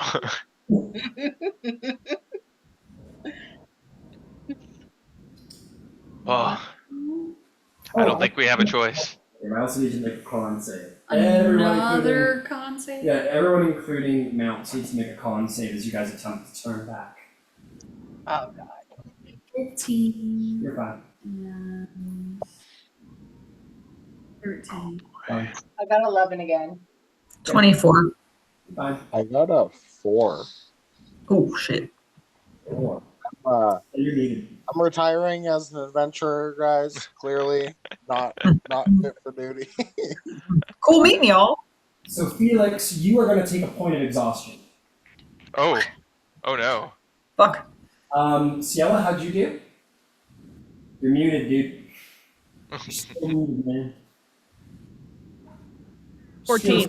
There it is. Yeah, right. You're good. How did? Oh, I'll go for Lyregoth, sure. Lyregoth's fine. And we have one. Oh, Felix, how's your griffin doing? Muted. So was it when we tried to leave that it hit Hang us on, again? hang on. Felix, what did you roll for your griffin? Sorry, the griffin left out of my inventory. I was trying to re-add it. It was just taking me a second. Okay. It's a +3. We'll come back to Felix once he's got that rolled out. It felt like, yeah, you took the turn, and the moment you saw the island again, that wave of lethargy came over all of you, but this time it held on to Felix. And Felix, your point of exhaustion in. The bird got a crit 20. So your bird's fine. But Felix, in this moment, you suddenly feel the same wave of lethargy just sort of like holds on to you, and you just feel this exhaustion sort of ride through. The island that makes you tired. Yeah, this is bad, guys. This is... I think we need to get out of the air and land. Let's get the chalks and then teleport out. Will that work? Can you go that far? I I mean, I can go all the way back to Waterdeep if need be, but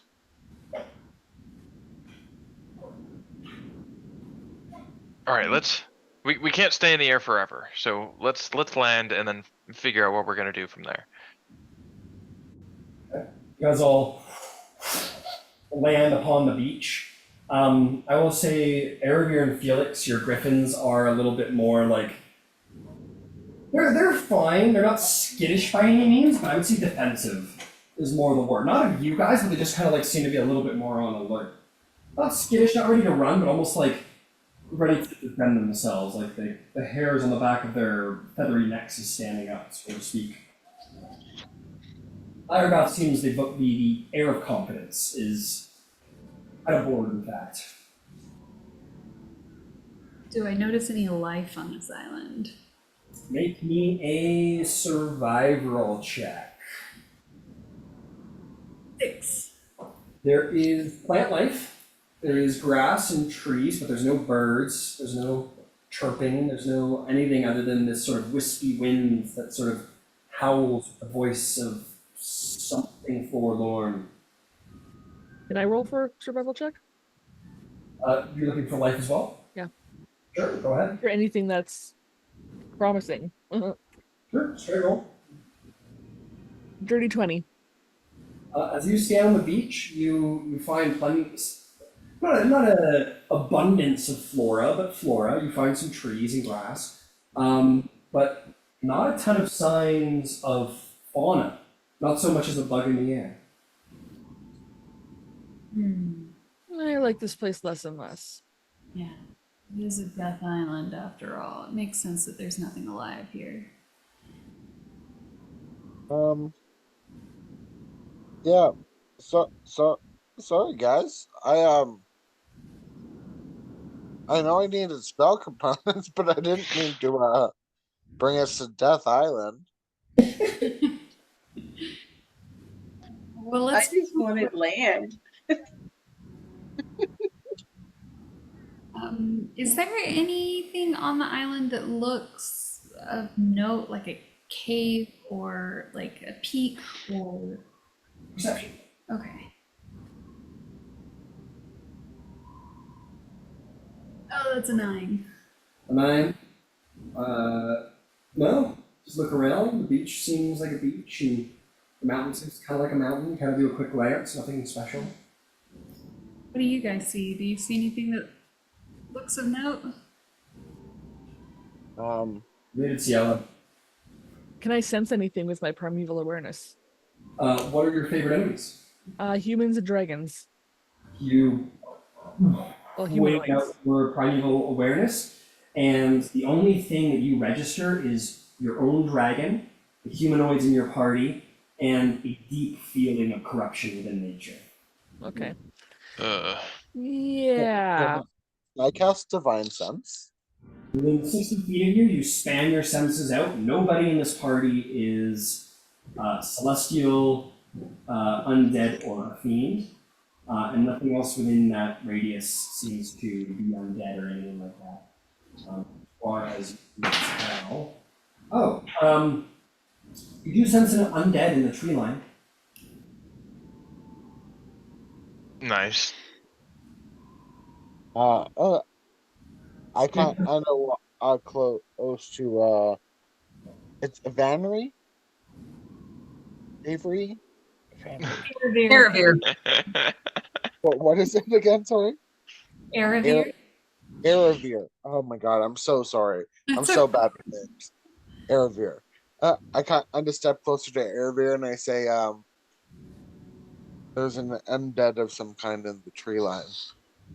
And I kind of tried to like whisper it. Can I see it in the tree line? Make a perception check. 19. You see this translucent, barely visible wisp of a woman with sort of wild, sort of flowing hair around her. But again, it's almost like you can only see like the outline of her, and it's only like white, like a white wisp of lining around. Everything else is translucent. You see her there, like like a mirage, and she's sort of like by the tree and sort of looks at you all. And as you make eye contact with her, she sort of floats into the forest and disappears in the tree line. Whoa, I'll follow. Let's follow. Oh, wait, hold on. Before we make any rash decisions, I got one more thing I want to try to get us away from this island. Okay. I'm gonna use divine intervention Okay. and request aid from my deity. All right, you pray to Chantia and see if she will save you from this place. I need to get an 11 or lower. 11 or lower, 10% chance, a little more.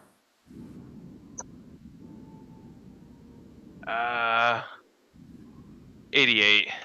Chantia is like very not listening to you right now. She's busy. She's busy. She's texting her other clerics. She's like, "Yo, Oakfather, what you doing tonight?" Question mark, happy face. Felix, I think we should follow the ghost. Whatever it is. Ghost? Ghost. Are you following? Sure. Yeah. I guess we are. I mean, I'm just riding along. I'm not controlling this thing. Star has more interest in ghosts, and he's like, "Ghost sounds cool. Let's go follow the ghost." Like, ships. Oh no, ghosts. Okay, cool. Maybe that's the problem. Your priorities are not totally ready to do. Today is just a stupid day for Star. You can't drown in a ghost. It's true. You can't drown in a ghost. You can only just die in a ghost. But you guys follow into the tree line for a short while. She seems to be almost making herself like just at the edge of notice, where you're like, I lost her. And just before you're making like an active perception, you kind of just see a wisp of her, and she continues on, traveling up the side of the mountain, getting higher and higher. You guys just follow for as long as she leads.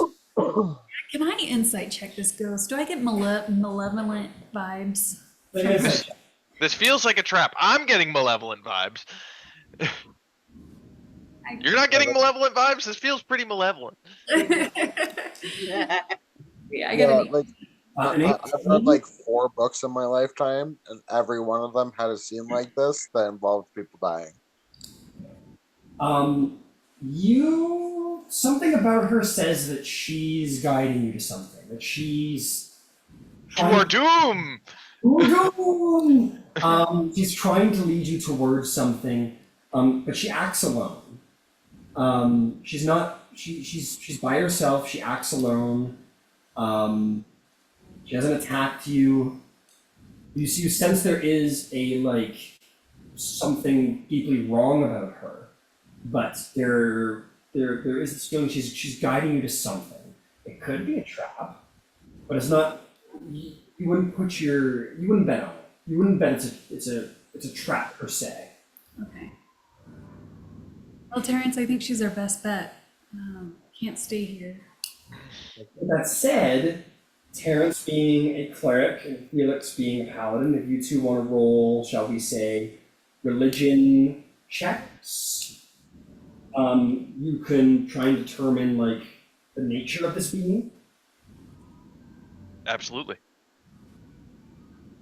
I got 23. About 23. I got a 6. 6? Terrence, you're No, right. wait. I got a 6 plus 3, 9. You're like, this is a scary ghost lady. But Felix, in your training, in your education, your religious training, you know that this is a particular type of undead known as a specter, which are considered some of the less. They're still very dangerous, but they're considered lower on the spectrum of dangerous ghosts. They're beings of anger and fury, and they're furious spirits that have not been allowed to pass on to the afterlife. They possess a very small connection with who they once were, and they're more just spirits of rage and malice, as they usually die violently.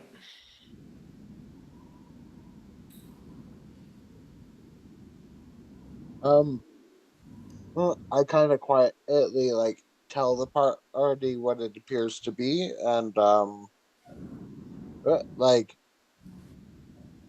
so you said that they're like mm, typically evils, or do you mean like dangerous? I think evil or dangerous. Why not both?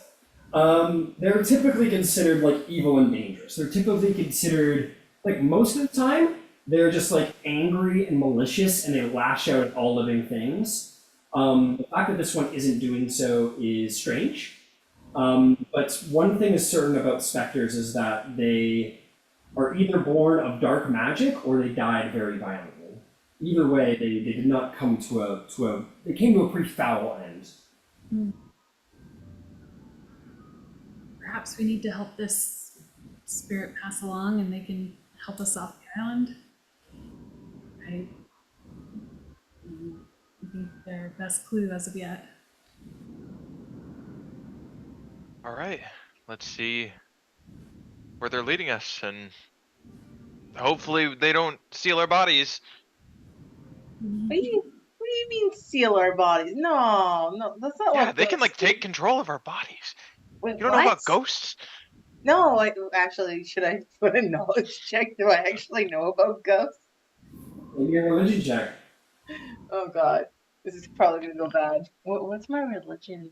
I have a -1 on religion. Oh crap!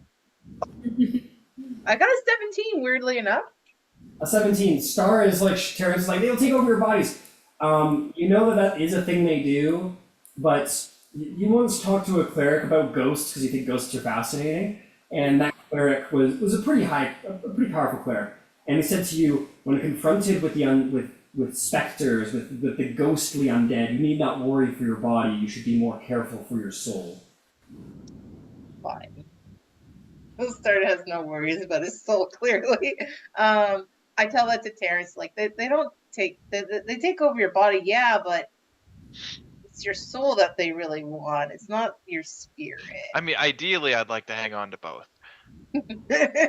Star's just like, as long as you keep your distance, I think you're pretty good. Well, let's follow this ghost. Come on. Keep your distance, but let's follow. You were saying, yeah. Yeah. All right, you march through the wood. Griffins sort of pad after you all. Laragoth kind of boredly just kind of continues to walk. We'll make it about halfway up the mountain after about an hour. I need everyone to make a round of con saves again, please. DC 11. Is this a Tron by chance? This is not a charm. All right, that was cool. 18. You're fine. Or your mounts as well. 28. I got a 10. Alright, you have 1 point of exhaustion. 22. Ah, You're 11. Terrence, you're fine. 23. Your Griffin is fine. Laragoth is fine. Felix, I need you and your Griffin. I got a 12, and I'm having trouble adding the Griffin to my thing. It's a +3 though. Yeah.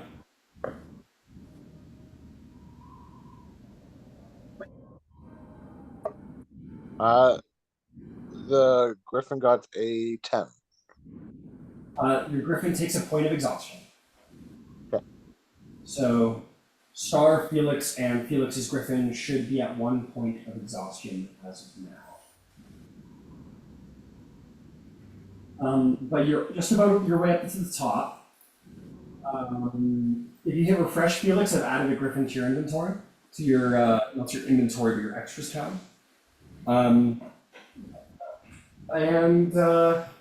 You guys will come to pretty much the peak of the mountain where you'll not only see the strange plants that should make up your what you came here for, your original bounty, but you'll also see a very spooky tower at the top of the mountain, at the very tippy top of the mountain. How did we not see that before? Because you rolled 9 on your perception check.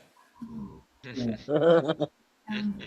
But as you come to the top, a voice on the wind, the specter sort of disappears behind the trees, continuing onward, and you hear a voice on the wind sort of speak, and it says, what did it say? Oh, it doesn't say anything. Just the voice is all sort of the wind just sort of arises with a chorus of like growling screeches, these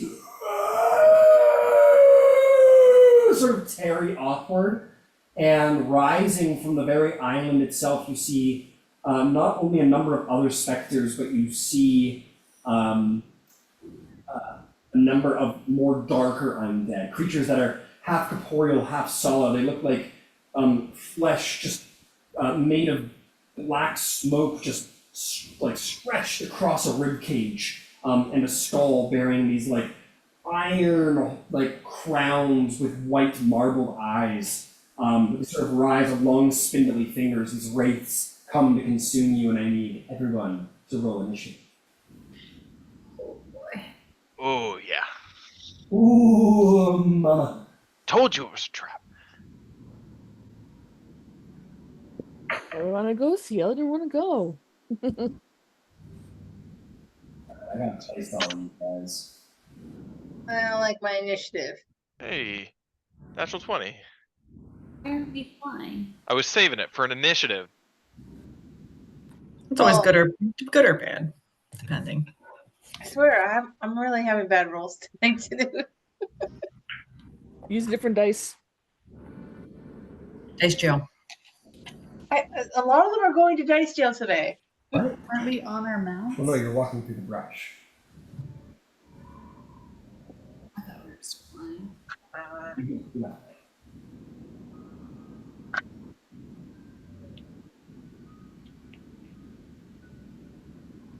Star is not having a sneak attack today.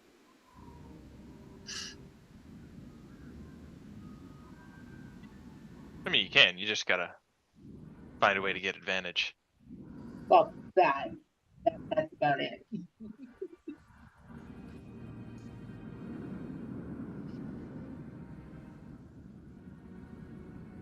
Pigs on my map.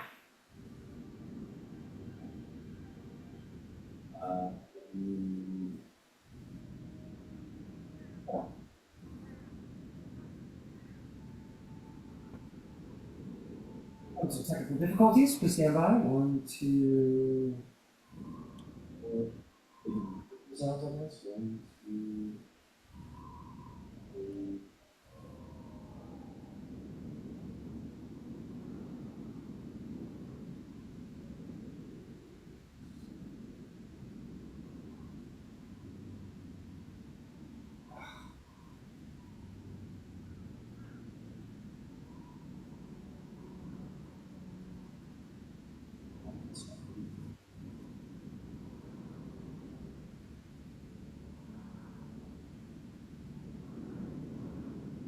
One, two, three, 4, 5, 6, 7, 8.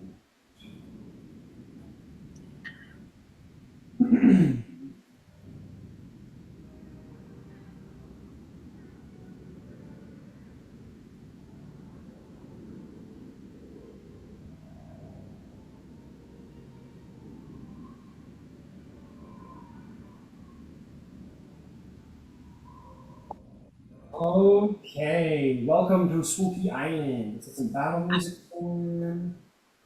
Sounds like a game show. Welcome to Spooky Spooky Island.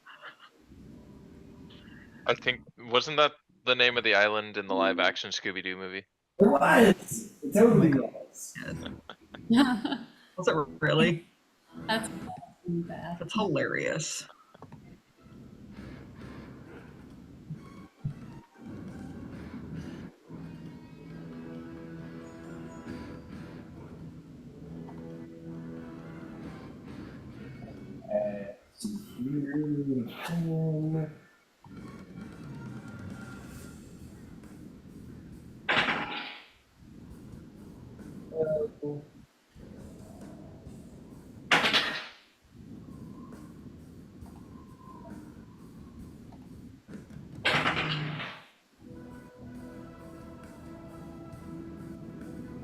Does this say Demi-Lich? Yeah, Don't worry about that.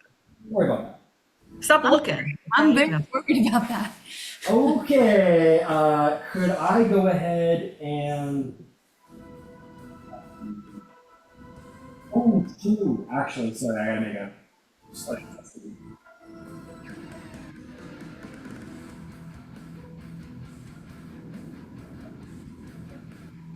oh.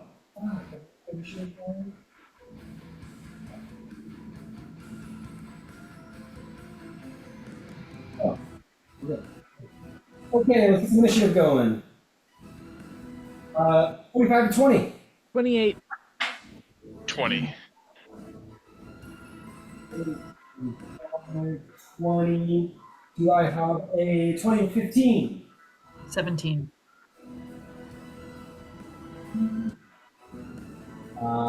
Do I have a 15 to 10? And a 5. 7. What you got, Felix? Yep. You did it. Oh, sorry. 15. My apologies. 15. No problem. That'll put you there. So I will slightly take that back. There are a bunch of.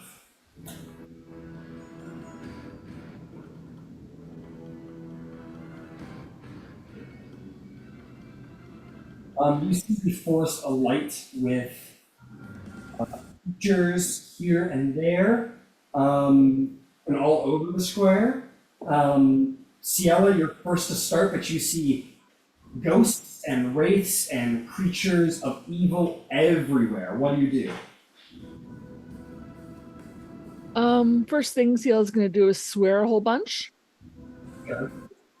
And what is the closest one that's within reach that like along the farthest edges? Like the farthest one that I can hit.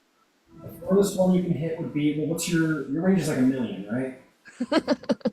It's like 600. Oh, 600. It's close to 1,000,000. Yeah. I think the furthest one you could hit would be this wave way the fuck up here at 100 feet. All right, so hang on, let's just check my hunter's mark what the range on that is.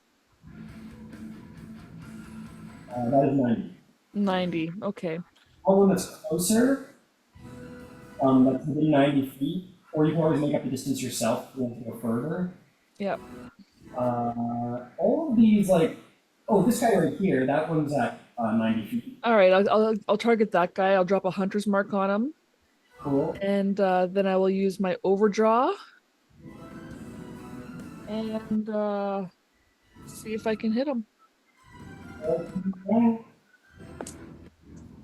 That is a 30 to hit. I think that'll hit, probably.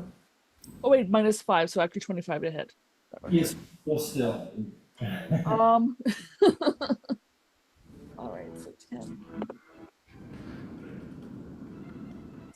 19.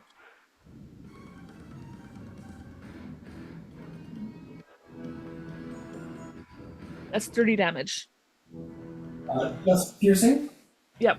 But it's also acid arrows. Like the magical bow makes my arrows into magical arrows. Oh, so they're all acid. So this is all acid. Yep, they're all acid, yep. All right, let's take 15 damage as your magical acid arrows fire off from your bow and hit the creature. It burns it to a degree, but most of the acid just sort of drips off of it and away from it, and it kind of recorporealizes. You get the sense it's resistant to acid. Okay. Let's take another shot. Is that how close is the guy next to him? Not quite a bit away. Not enough for. Okay, that's fine. I'll just take another shot at him.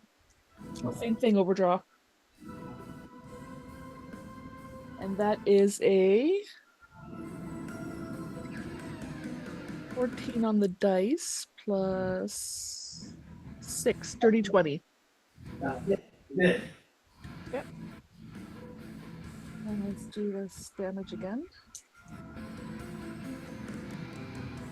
19 plus 5 is 24. Plus 3 is 27.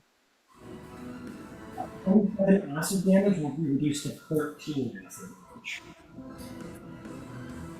You fire these 2 arrows, and they sort of slash across, but most of that just sort of drips incorporeally off of them, and only does half of it. Okay.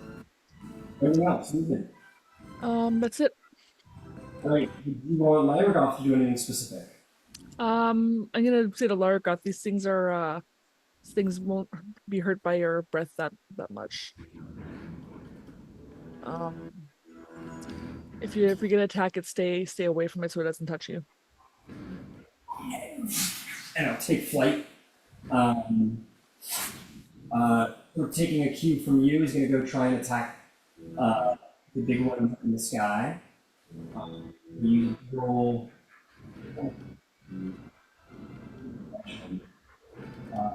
I think he's over 80 feet. She's a little bold. Someone might say a little too bold. Oh, you know what? She's not even close enough to get like a decent 30 foot up there. So I think she's just gonna like do a dash and just like get all the way over here and just kind of start like circling, preparing for like an attack run, basically. Okay, that'll bring us to Aravir. What do you do, Aravir?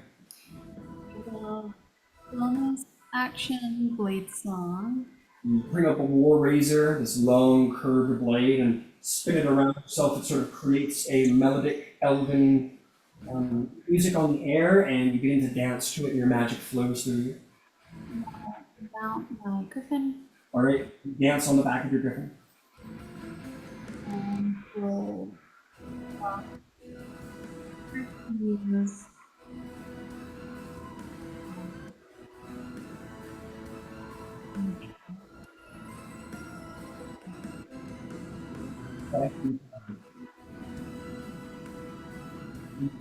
Did your griffin fly anywhere first, or did you just attack from the back of your griffin? I will attack from the back of my griffin. Where's the closest one? Closest thing that you can reach from the back of your griffin. It looks like it's going to be this one. I decided to start using this function again. Oh, perfect. So we'll do, as we're flying over, we'll do a chill touch attack. So you want to fly towards it? Yeah, flying towards it. Alright, so if you right there if you want. Well, I don't want to be, because it's a ranged attack, so I don't want to be right on top of it when I make this attack. Okay, so where would you like to be? Like, on the way there, I'm going to make the chill touch attack. Okay, so we'll say 40 feet towards it, which is half your speed. Mm-hmm. Go ahead and make the attack. It's 25. 25 will hit. As the chill touch hits it, it's absorbed into its very being and affects it not. It is immune to necrotic damage. Okay, but there is an effect. Okay. Cannot be. No, it has disadvantage on attack rolls Oh. until the end of my next turn. So the hand still sort of clasps onto it, but the spectral depth of the hand cannot harm something that's already spectral and dead. And thus, no necrotic damage, but it'll have disadvantage on attack rolls. And it can't regain hit points.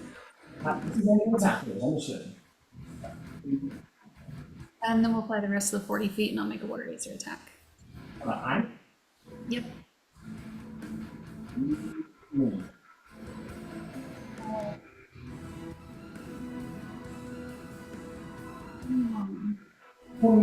Will hit, roll some damage. 11. You splash it for 11 damage. Did you want to put your water razor charges into that to hurt it more?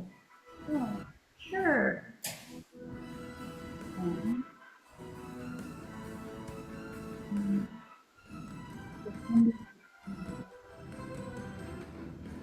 Three more damage. 3 more damage. It does not like radiant damage as it burns into it and it screeches angrily in pain, and its corporeal form begins to sort of loosen at the edges. You get the sense that that hurt it pretty bad.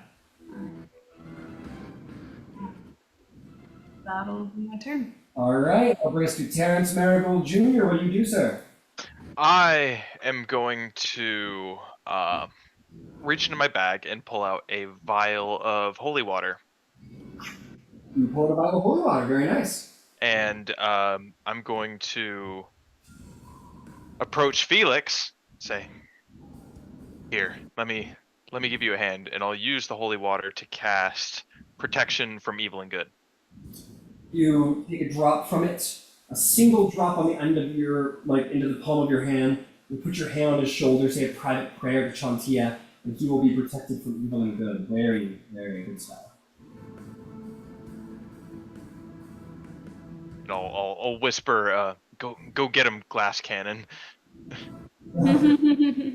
Yeah, switch to radiant damage. Cool. I look back at you and I say, by Shantia's light, now I must stand and fight.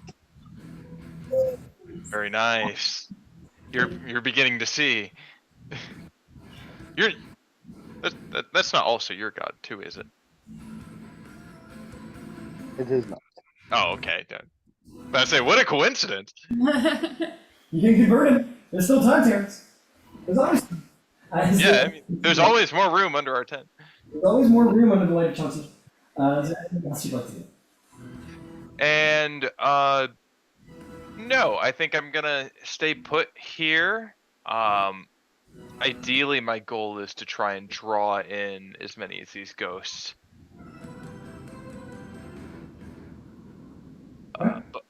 But for now, I'm staying put. I don't have a bonus action. That's my action. Very good, very good. All right, that'll bring us to Shroud. Shroud, Destroyer, what do you do? Oh my. Let's see here. There's a little. Oh, there's so many ghosties. Oh, good golly. Okay. There's one like up on that ledge, right? Like not the one that the griffin's attacking, but that one right there, right? Yes, there is. I'm gonna start climbing towards it. If your climb speed, which is not really existent, I'll say probably non-existent. we're gonna say that you get to heal. You can do better than that. We'll say that you start climbing the wall over here. You get to about like.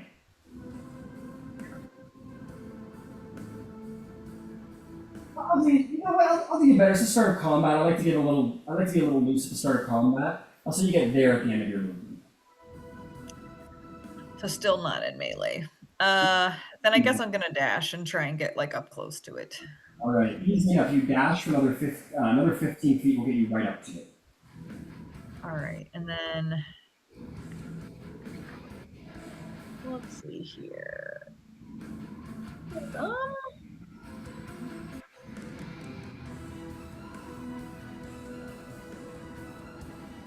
I think that's gonna be it. The range. Yes, I think that's it. Okay, that's all. You just run up to you pull the old Shroud technique of very intimidatingly dash as hard as you fucking can right up into their face and stare at them for 6 seconds. And they go, oh, holy shit. The signature move, I think it's hilarious. Just like dashing up to them and then just like staring at them for the round. I think that's Hilarious. Yep. the ghost you run up to Shroud fully goes like, he like goes into the ground and corporeally appears under the ground. It didn't want that smoke. This one that you're attacking area sort of in the ground as well and vanishes. Unfortunately not, because it's not technically leaving your space as it enters the ground. So Oh, I get what you're saying. okay, cool. The remaining ghosts, which are I put all over here for some reason. I'm gonna say, yeah, these guys, these remaining ghosts that are sort of like upon these ledges, they all do this in synchronicity. They all point to the tower at all of you, and then sink into the ground and disappear.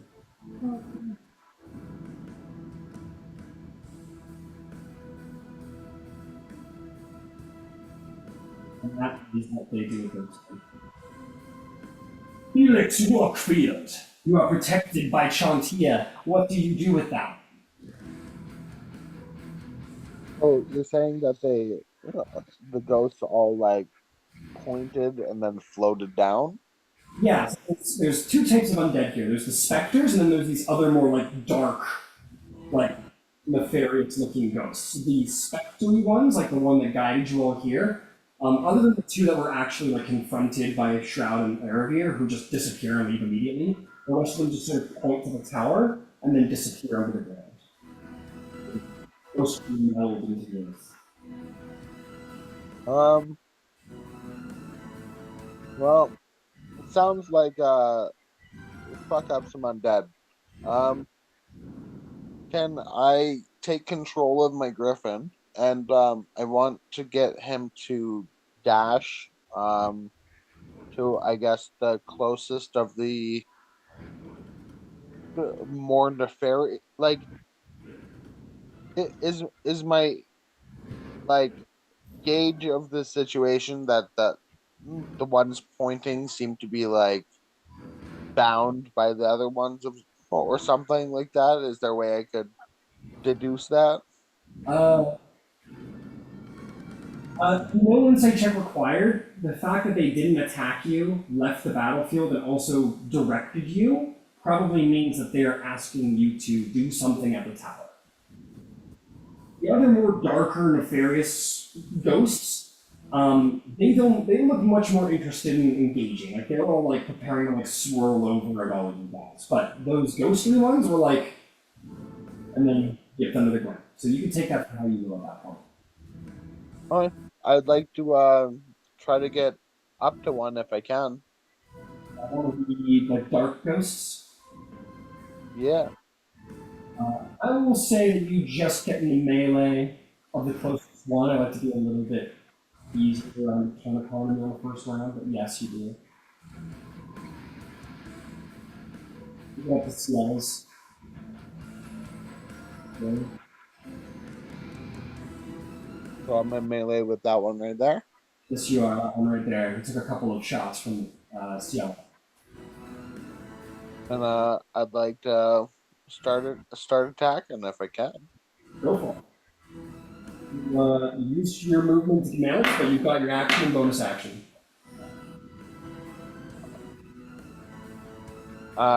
Crit 20. Hey, what's the damage? You can tell me all the individual values of your damage, though.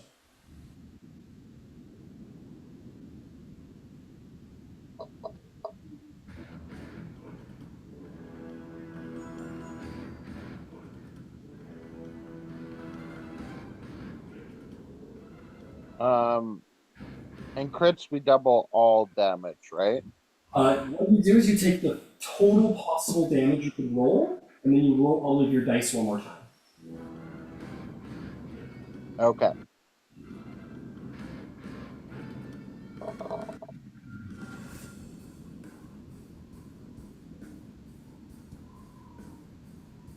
I did that wrong.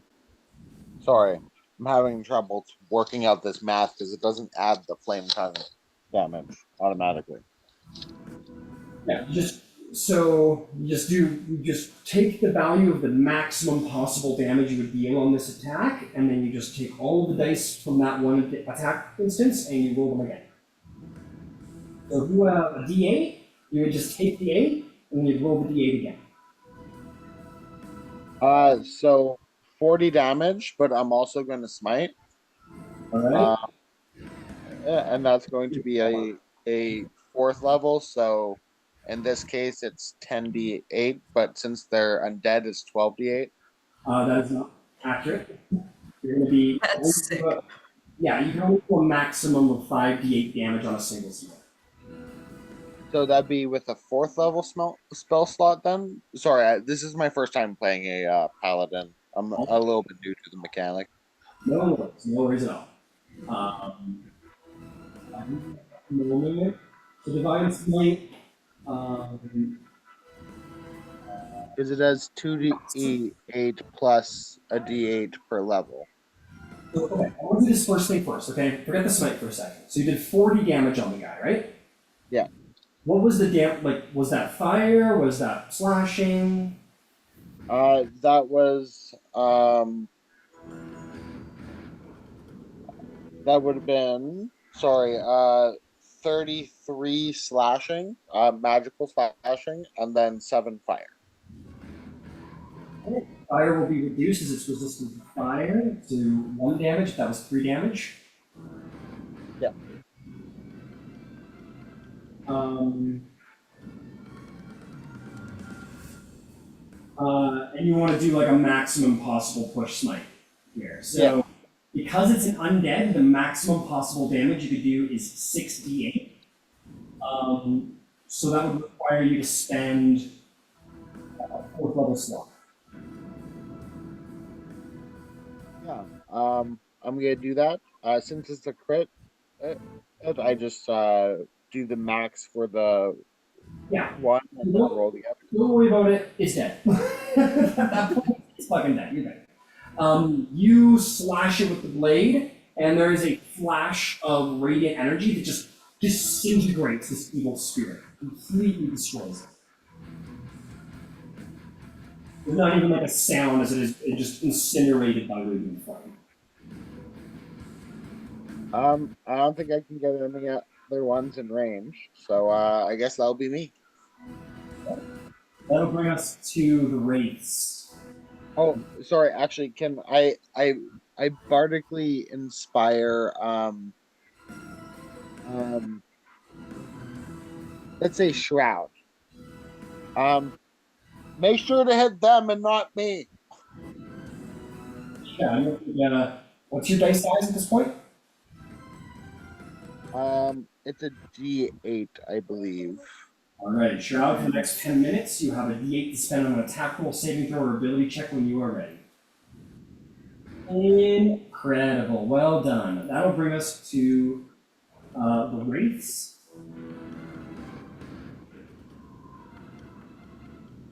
You know what? There's a guy in the front. We'll go. We're gonna. I think the first one is gonna go for you. He's gonna definitely be like, yeah, let's eat him up. Gets to about here. And he's gonna make a life drain attack on you at disadvantage because of protection against evil and good. He's gonna roll double 19s. He's gonna start screeching and then swing its hand and manage to hit you on a blind strike. That's gonna be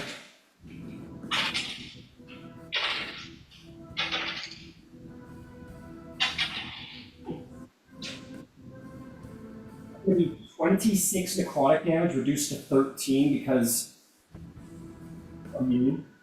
So this thing like goes to drive its hand into Felix, and I need to make a con save, Felix. But as it drives its hand into you, or attempts to anyway, you guys are like have this one like, oh fuck!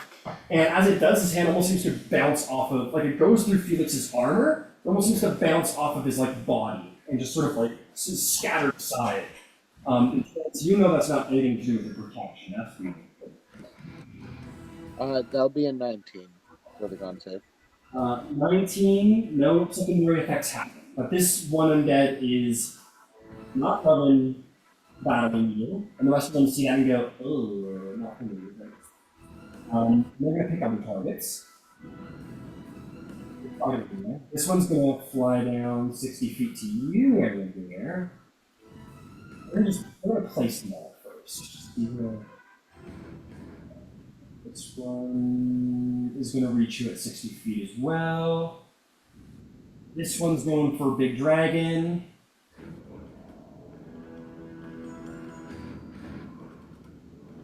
This one is probably going to take a dash action, honestly. Here. One is going for Big Dragon Sky. Going for Big Dragon in the Sky as well. This one can't get to anyone except the Paladin, so we're going to go for the Paladin, take a flanking strike.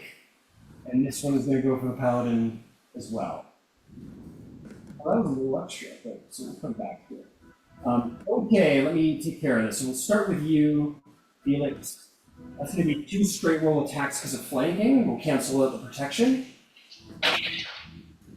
One is going to be a 24 to hit. I'm going to use silver ball herbs on that one. Okay. That becomes a 13 hit if they don't hit. No, 19 AC. Alright, who's getting the advantage? I will give that to Shroud as well. Hit them like you hit me. And Shroud, you will have advantage on your next attack roll, ability check, or saving throw, whatever comes next. The last strike is going to be 22 to hit. That's just gonna hit. Right. I can do about that. Need a con save, please.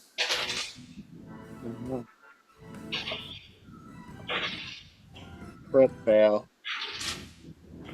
You are going to take 16 reduced to 8 necrotic damage. Same thing, the hand sort of almost bounces off of your skin. That one like goes for your face, and you guys very clearly see like its hand smashes his face, but doesn't like move through it as a ghost should. It sort of bounces off of his face, doing only half damage. You are going to take that 8 damage to your maximum hit points as well, sir. Yeah. Okay, moving on to Aravir. You're going to have 2 attacks. Okay. The first one is going to be 21 to hit. No. This is, and the last one is going to be even less. You're on the back and you do like some crazy like Galadriel shit and like spin off the back of it and it swipes over your head and misses. The other one just wildly swings and misses. You deflect it with your blade as if you weren't even paying attention. The voice of the elves is at your behest. And Lyragoth is going to be the proud recipient of 3 attacks, all straight rolls. That's going to be a 25 to hit. That's going to be a natural 1 that doesn't hit his buddy. And the last one is going to be a 14, which doesn't hit. So only one is going to hit. Could you make me a Lyragoth con save, please?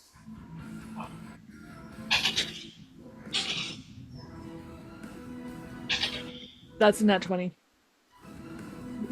She will be just fine. Oh wow, I went back into my old ways there. She's going to take 23 necrotic damage, however.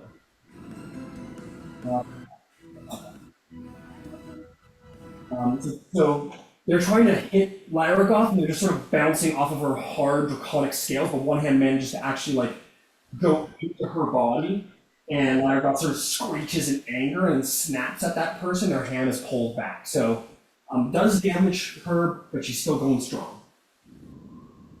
All right, them be my wraiths. Star, it is your turn. What do you do? Well, this isn't going to go well because if I'm hearing correctly, venom doesn't work and ice doesn't work. Which is the closest enemy? Sorry, what's the question? Where's the closest enemy? And would probably be. Should use the orb. Big orb fan. Probably the 2 attacking Aravir. Well, being that I know the ice doesn't work, I'm gonna prep my venom dagger. That is an action to do so, as a reminder. It is a full action. Yep. Okay, so you do full action, the dagger begins to drip with venom and poison. Okay.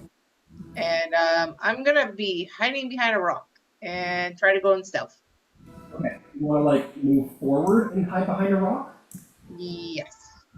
Okay, so you have climb speed, you have 30 feet, so you're going to get to there. Roll me a stealth check, no problem. Okay, let's see about. Come on, Dave. Work. You're different dice now. You have no excuse. 8 plus 13 is 21. You are well and truly hidden from your enemies. Last thing, you can do a feline agility for an extra 30 feet if you want. Other than that, that's your economy. I will stick in the shadows. Alright. You can stick in the shadows if you went forward, but that's totally fine, no worries. Okay, that'll bring us to new challenger. In this moment, there is you hear from like under the ground this like the screech of the ghost is sort of pointed to the tower. It sounds like they're almost screeching from within the earth itself, paying about something. These doors blast off their hinges, off the mountainside. And you're going to see there's going to be like dust, like sand from the desert, sort of roils out in a small cloud, like black smoke. And from it, you are going to see a single skull decorated with 2 emeralds for eyes emerge from the depths of this dark place and sort of scan the perimeter low. Some of you have a hard time seeing it because it's so small. And you're like, what is that thing? Like, why do we care about that thing? It's a little tiny skull, that's no problem. And it's just simply going to start moving. Oh, I'm not going to fall into this trap. They shot across the board. It's just going to start moving a little closer. But as it appears, you hear the screeching of specters below, and there's this sort of mist that follows it as it begins to slowly make its movement through the air. And that would be its turn. Kayla, it is your shot. What do you do? Can I see it? Let's see. Where are you? Yeah, you can see it. Sure, why not? Can I reach it? If you mean like by hand, no. But if you mean by bow, I'm certain. Yes, by bow. Just jump up and touch it. Reach out and touch someone. Let's you touch it with the end of your arrow. No hunter's mark. It's a little far for that. All right, now before I take my shot, I was just looking over the dragon wing longbow, and it still says piercing with the 1d6 of the acid, but it doesn't say what happens if you use the magic arrow, like if it's piercing or if it's acid. This is the dragon wing bow. Yes. Yeah, I'll put it in there.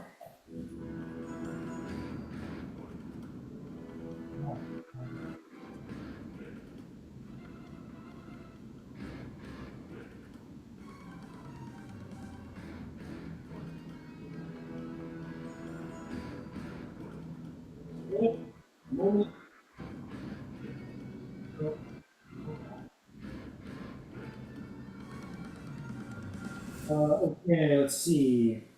When you finish an attack using this magic bow, the target takes an extra 1d6 damage of the same type as the breath infused in the bow. If you load no ammunition in the weapon, it produces its own automatically creating 1 piece of marked ammunition. You pull out the springs ammunition created by the bow vanishes instantly. I think you do regular bow damage. Okay. The 1d6 is the extra, is the elemental. Okay. All right. So let's take a overdraw attack at this skull. Okay. What's happened so far, but going forward, it's piercing, but the d6 is the element. Yes. All right. So that is a 17 on the dice plus 6, so that's 23 to hit. 23 will hit. Go ahead and roll damage. Okay.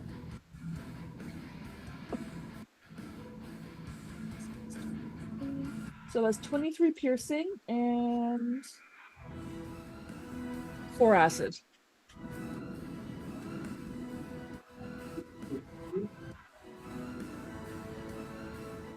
Okay, well, first and foremost, the magic arrow, perfect shot, you're like, fuck yeah, I got it. It bounces off of the skull, leaving a chip. But it seems to be resistant to this kind of damage. Magical damage. Alright. As for the acid, that was just fun. How much damage was that? 4. The 4 acid seems to burn through nicely. Okay. Alright, I'm gonna yell up to Lyragoth, hey, the skull gets hurt by acid! She goes, I'm a little busy! I know, but, if you can lose them. I'll try. You want to take your second shot? Yeah, I'll take a second shot. I'm gonna target one of the wraiths that's bothering Lyragoth, because at least I can do some arrow damage to that guy. To overdraw that as well.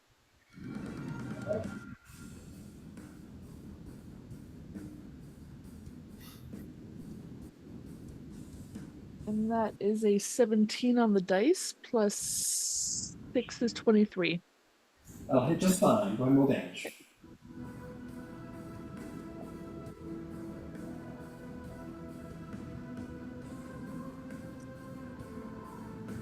So that's 16 piercing plus 6 acid. Piercing, the acid will be reduced to 3 damage. Very good. Is there anything else? I don't think so. I think I just check my bonus actions. I'm just gonna stick close to Terrence. So nope, that's all. Lyragoth going to back up to about here. So 2 opportunity attacks. One will be a nat 20 and one will be a 21, so they will both. 3 barbs, the nat 20. Okay, It's close enough. let's find out if you're close enough. Gust and range. Yay. So you simply barbs it and misses altogether. Sweet. Only 1 attack will hit. She is going to. Well, you roll me a con save. Roll me a con save for her if you don't mind. The 12 on the dice plus, where is the con save for that? 12 plus, I guess 3. Oh, there it is. Con plus 6. So that's a 12 plus 6, 18. She's going to take 30 necrotic damage, but she's going to be just fine on the con save, which is great. And now that she's got a nice little line lined up for herself, she's going to just blast them with acid and fire it at them. They'll have to make dex saves. Unfortunately, her attacks are. She's not going to have a good way with them no matter what because she doesn't have magical claws, but she's going to do her best. So dex saves from the bad guys. That is a failure. That is a success. And that is a failure. So 2 failures, 1 success. That is going to be 4 acid damage. So this one right at point blank, I think, is going to take the resistant failed to save. This one, so 2 failed, so this one will take 32 as well, and the one on the very end will take half 32 because it's resistant failed save. So that's going to end up being 16 damage. That's pretty good. Oh, pretty good considering resistances. This one over here is super hurt. Lyragoth looks over at that stupid skull, and I think she's gonna just like flutter up. She's gonna do like a beat up into the air and sort of get out of the way to someone who's hopefully just get at least one of these rapey guys off of her back. But she's got her eyes on that stupid skull over there. And that will be her turn. The skull is gonna move.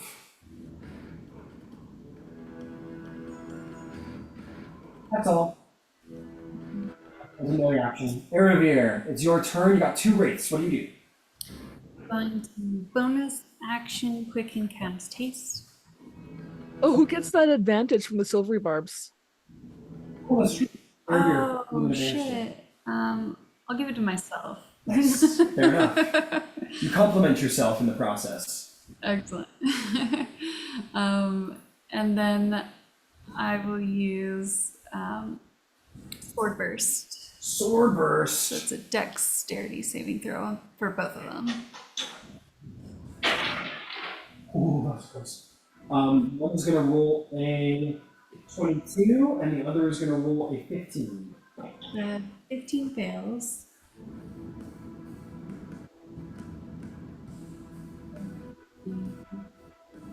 Well, force damage.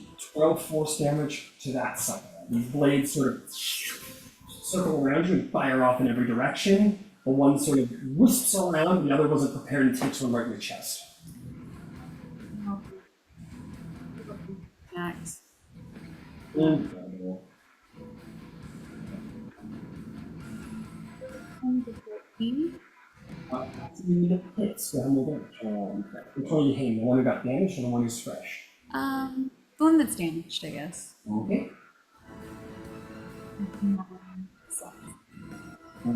Flashing, very good. I'll attack the same. 18. 18. Yeah, easy hit with some damage. I'll add a charge. Alright. 15 total. 15 total damage. It didn't like that, and it is looking a little bloody by now. Your turn. Very nice. Is the griffin, are you letting the griffin act independently, or are you controlling it and keeping it there? I'll let it end it. Alright, griffin's going to attack. Going to actually gain a little altitude. Because it's a griffin and doesn't want to be the one who's low anyway.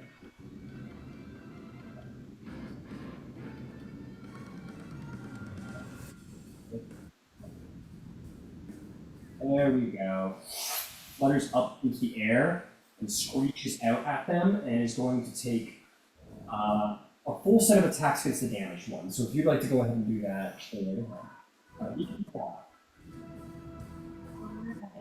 The beak is a 24 to hit for 6 piercing damage.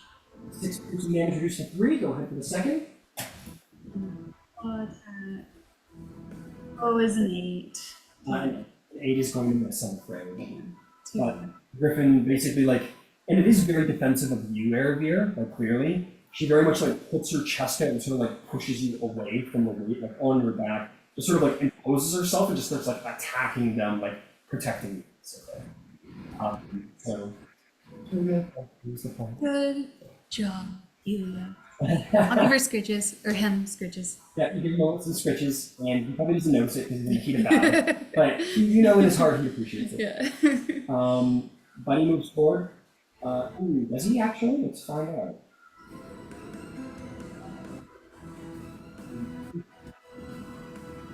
Yeah, it does want to do that. It's going to start moving a little closer to the field over there. Looks a little scrumptious. We do some friends. That will bring us to Terrence Marigold Jr. What would you like to do, my friend? Okay, I'm seeing this floating skull getting closer to Felix, so I think I'm gonna start making my way over toward that direction. All right, you are running over there. You realize very quickly that you are not a climber. And you get up here. You're sort of scrambling up the rocks. All right, how close am I?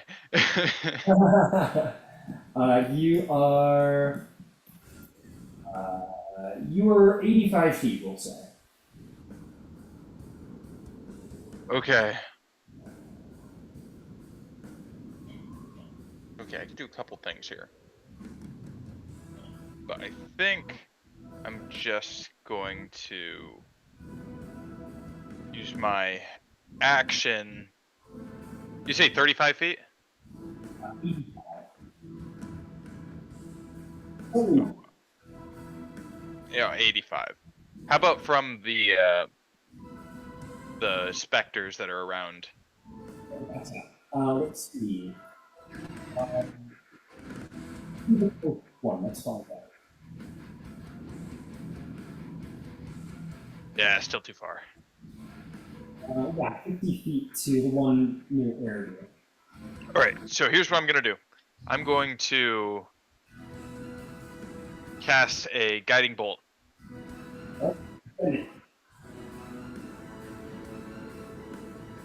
Alright.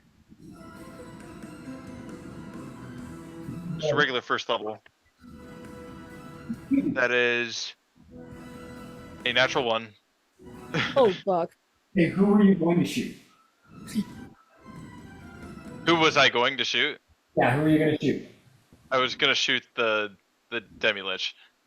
Roll me any even-sided dice. On an odd, you almost hit the griffin. You might hit the griffin. On an even, you might hit Felix. I see. That is... that's an even. That's a natural 20. Luckily, that only goes to who your target is. So as you shoot your guiding bolt, we'll say a spectral hand comes out of the ground and grabs your arm and sort of pushes it aside, and your bolt goes wide. Roll me an attack roll against Felix's AC. I was really trying to help. Oh, okay. 2 plus 12. It hits Felix in the shoulder, but mostly just scathes over and sort of bounces off of his plane. Sorry. Anything else? Terrence? I believe that is my turn. Fantastic. That'll bring us to a final. Oh, no, not yet. Wait, actually. Yeah, nothing yet. Shroud, it's your turn. What do you do? First of all, can I ask a logistics question? Of course. When it came to our duel, was that like so obviously I was marking off like the moves that I was using. Those stay marked off, right? Because I guess my question then comes back to like Felix's health if he got knocked all the way down. How does that work? So because Because he can't heal, right? I'm going to consider the actual damage spent through the expedition just to be helping like near hits to like prove that you almost got this shot and that shot. There wasn't like dual contact like, damage. So you will have expended your superiority die, but Felix was not harmed. Oh, so I could have all my healing spells back? Oh, you cast spells to get your health back up to snuff? Yeah, afterwards. I just didn't mention, like, I spent spell slots and like did the math and everything. I just didn't want to role play at the time. I would say take those back, and in the future, Felix, if you don't, whether it comes to a roll or a spell or anything, if you don't confirm it with me, it didn't happen. It's an illegitimate spell or illegitimate roll or anything like that. So take those spells back, but in the future, make sure to let me know when you do something like that. Okay, yeah, sorry about that. Okay, so his health is recovered, but the slots that I used or we used for the duel still are stayed marked off, correct? You still have Death Ward. Well, that's true. I'm just trying to keep it above the table, you know, because I don't want to like try and use like spaces again if I already used them. Because like I just want to make sure like did they count or were they replenished because it was an exhibition? That's all. They definitely were spent, yes. So That's what I thought. Okay, that's fine. if damage wasn't actually caused, does that mean Felix would also still have the Death Ward? Yeah, Felix would still have the death ward, yes. Okay, cool. Cool. Okay, thank you. I just wanted to confirm all that. Okay. Am I just like I'm standing in like the middle of nowhere, right? Because there's just like floaty ghosts. No one wants to play with me. That's not fair. There's not much that I can do. So I will hold my action. What action do you do? I'm gonna hold an attack if something comes close to me. All right, understood. That'll bring us to the ghosts under the ground. Sure enough, Shroud. Yay! About 10, not that many, 6 sets of hands come up out of the ground and like try and grab onto your body. They make an attack. Cool. Alrighty. Let's see here. Oh, where'd that go? Okay, that's an 18 on the dice plus 10, so 28 to hit. You can hit. Go for it. Okay, and then that is 10 piercing. You slash at one of the hands and it rips it and it just falls off. 4 hands all coming to grab you. There's going to be 5 attacks on you right now. Oh, wow. Cool. This. The one that missed, can I use a superiority die and repost that? Yay. All right, let's see here. That is, whoop, dice going wild. 10 plus 10. So a dirty 20 to hit. How much damage? 3 plus 6, so 9 piercing. Okay, 9 piercing. Who is it?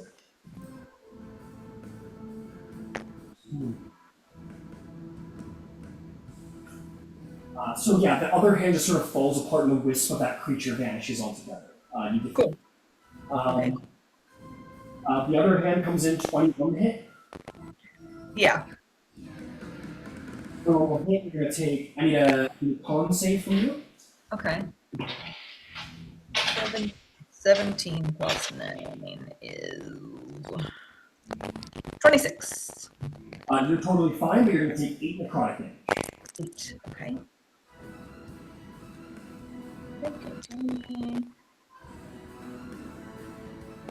Okie dokie.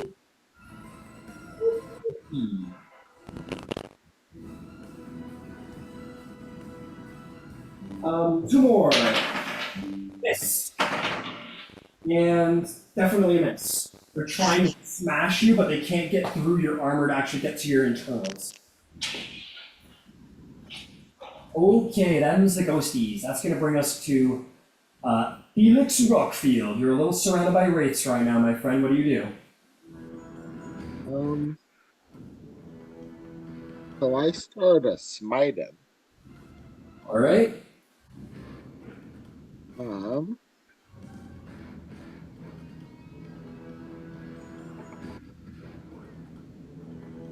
First one's 22 to hit. 22 will hit. Roll some damage.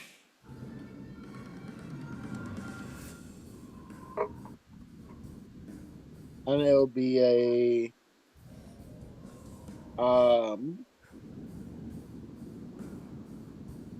it'll be 9 slashing, and then it'll be 11 fire. And then I'm going to smite. 11 fire becomes 5 fire. And I'm gonna smite with a 3rd level spell slot. Third level spell slot will be 5. An additional 15 radiant. That was 5d8 you rolled, right? Pardon? That was 5d8 you rolled, right? Oh no, that was 3d8. So just so you know, Felix, just to get down what Smite does, first level is 2d8. So whenever you cast any spell slot, it's that spell slot plus 1d8. So if you're doing a 3rd level slot, it's going to be 4d8. If it's a 5th level slot, it's going to be, well, talk about that. If it's an undead, you get an extra d8 on it, and the max becomes 6d8. So in this instance, that was 5d8 from a 3rd level slot. Right, that would be a 28 radiant. 28 radiant, exceptional. That is a pretty hurt rate. I get a step in for one more. The rate stretch. Yeah, a little bit. It's not vulnerable, but it does hurt it a little extra. 8 slashing and then 10 fire. 10 fire will become 13 total damage as it's resistant to fire. And let's do a 1st level smite, so 2d8. That'll be Or sorry, 3d8 because it's a bet. Awesome. Exactly. So an additional 10 radiant damage. Extra 10 radiant damage. That wraith is barely holding on to its ability to be alive. It's gaped and crushed and burned from radiant malice. It is barely alive. Bonus action, going to do another attack. Okay. And that's a crit fail. Crit fail. I want you to make an attack roll on your griffin, please. Oh no, not the griffin. Yeah. 19, that's definitely gonna hit.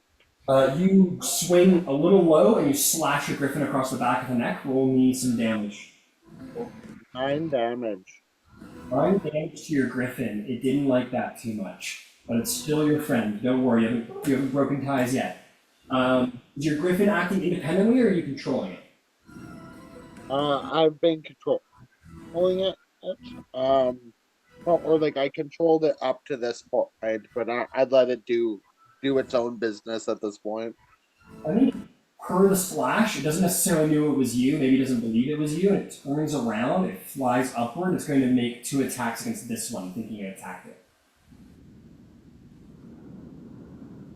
So go ahead and do that. Go ahead and roll me a beak and a claw attack, please. Oh, I don't have the Chrome extension downloaded. That's why this isn't working well. Sorry. I'm not set up very well. A +6 to attack on the beak and the claw. So it'd be 14 for the first attack. Roll the other attack. And 16 for the second. And those will both hit. So go ahead and roll me beak damage, which is 1d8 plus 4.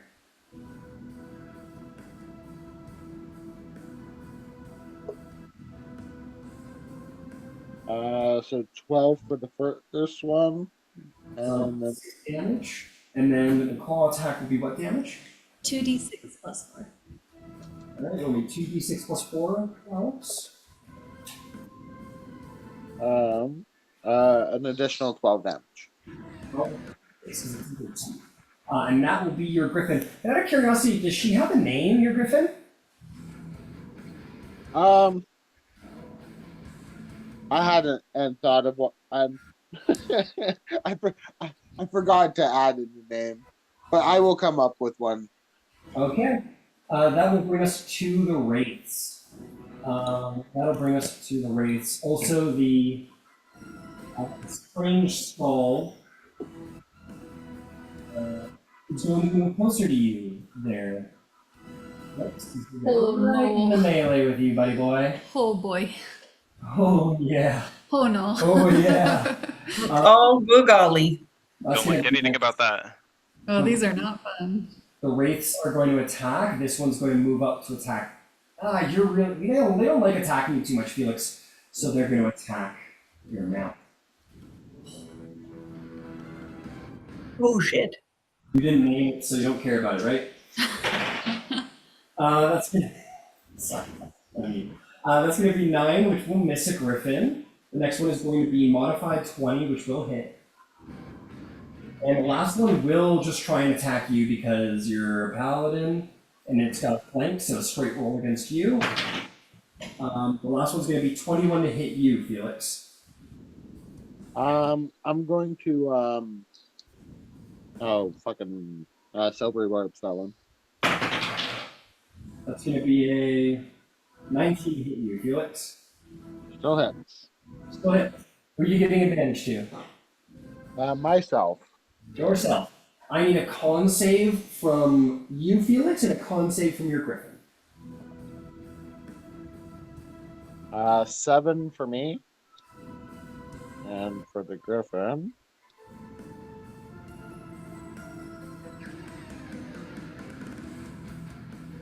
It'll be a +3. Well, the griffin will get a 9. So you both fail, so I'm going to deal with you first, Felix.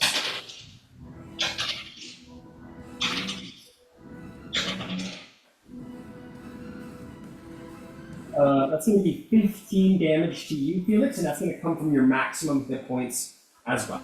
Oof. Your griffin.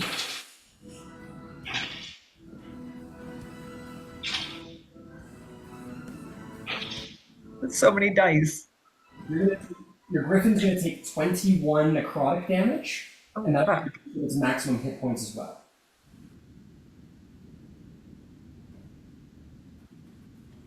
How many hit points does a griffin have? Alright. Oh. Oh no.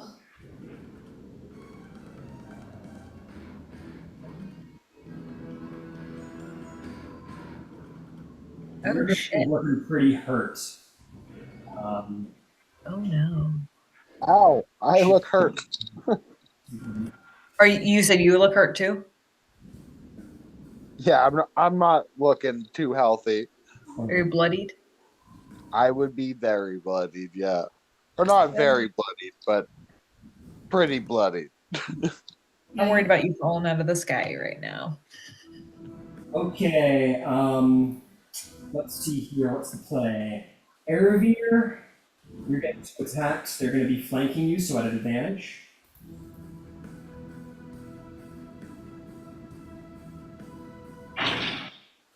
It's going to be 22 to hit. Miss. Miss. And the other one is going to be even less. So they're not doing too well with you. I think this one was going to go try and hurt someone a little less fortunate, but realize they're having some problems taking you down Aravir. So it's going to go and try and help. He's going to go in. He's not going to catch a flank, but he's going to try anyway. And missed. So you're good. You're just it's seamless. You're seamless. You have a seamless defense. Oh,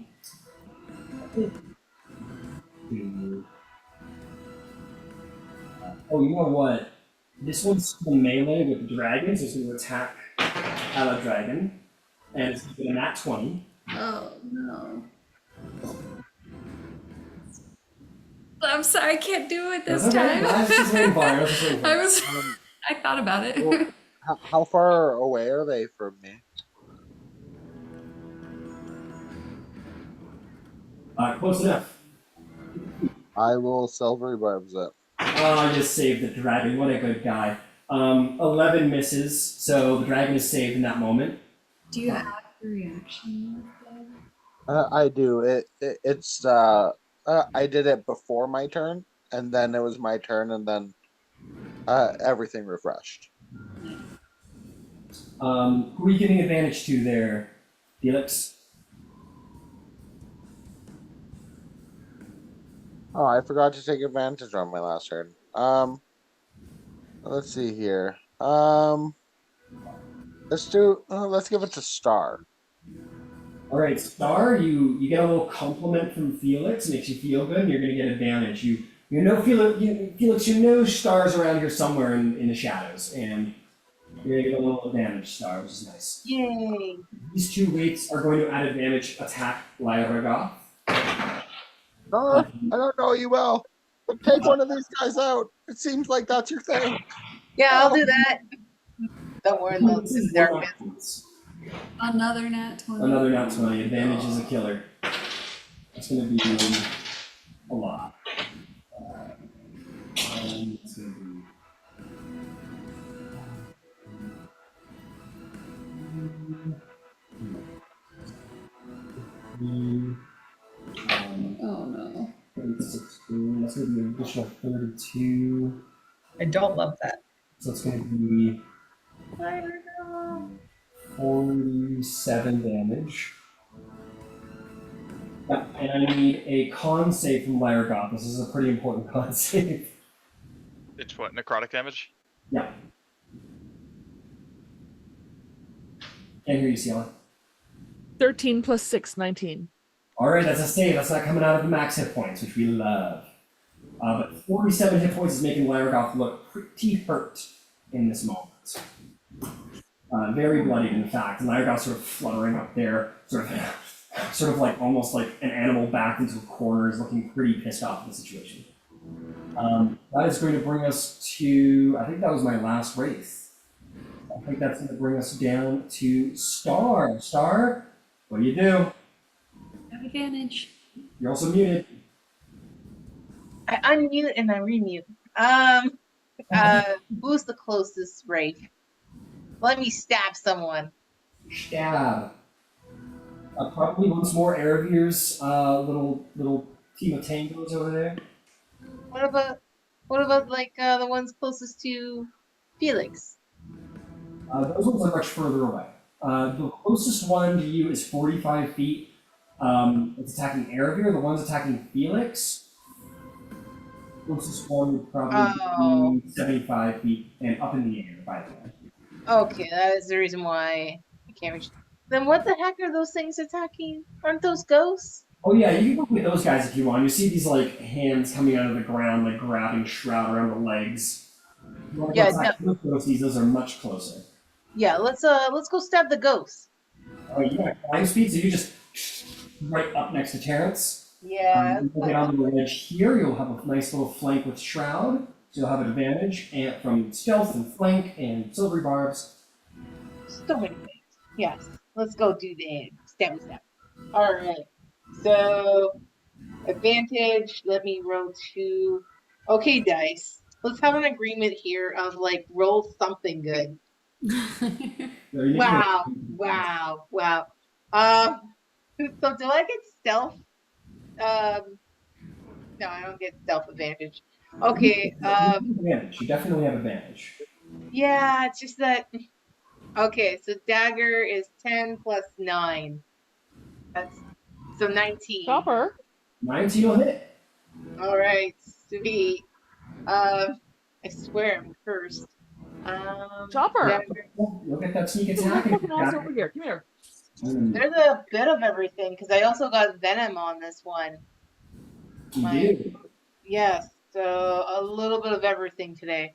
So, it's a D4 plus 6. So let's roll a D4 first. Got a 1 on the D4. That's nice. So 7. Only roll the separate damages too, by the way. So if you're doing acid or poison or something, let me know. It's acid. So first I rolled the damage for the blade, I guess, which is a D4. That was 1 plus 6, which is 7. Okay. Then you roll a D10 for the 2 D10s actually. Oh no, I don't have 2 D10s. What did I do wrong? The D10s are the weird diamond shaped ones, right? They're like 2 pyramids on top of each other. Ooh. Yeah, 2 pyramids. The ones that you have to roll 2 dice for, right? Yeah. They're D10s? These are D10s. These guys. Oh, okay. Yeah, okay. I got it. Alright, I got 1, which is 4. I put away the rest because I didn't think I was gonna need that many. Don't really want to roll You more. got over there. It's all good. There's too many dice. Good. Need something pointy. Here we go. Nope, that's none of those are the D10s. Come on. Put away all these things. Why? Oh, here we go. Here's a D10. Okay. So those are 4, 5. Right. Then we got sneak attack, which How is much damage was that? all right. So the poison is 9 altogether. Alright. There's no damage they are ghosts, they do not have blood, and plus poison does not hurt them. Well, that's great. Is it gonna work on them? Nope, poison does not seem to have an effect on ghosts. Damn it. Did my attack work? Damn it. Yeah, but the dagger damage was just fine, yes. So go Okay, ahead and all right. proceed. Now the sneak attack, which are 6d6s. That's right. You're getting Oh my pretty God. cold over there. All right, so 2, 6, plus 6 is 12, plus 4 is 16, plus 3. So 19 on that on top of it. 19 damage, that is a dead ghosty. One's pulling you down, Shroud, and suddenly out of the dark, this poison dagger that you're familiar with stabs it right at the nape of the neck, and the ghost just sort of explodes in an ectoplasmic sort of cloud and vanishes. Okay, Rescue. one ghost done. I guess I'll attack the next ghost next to him. Alright, make an offhand strike.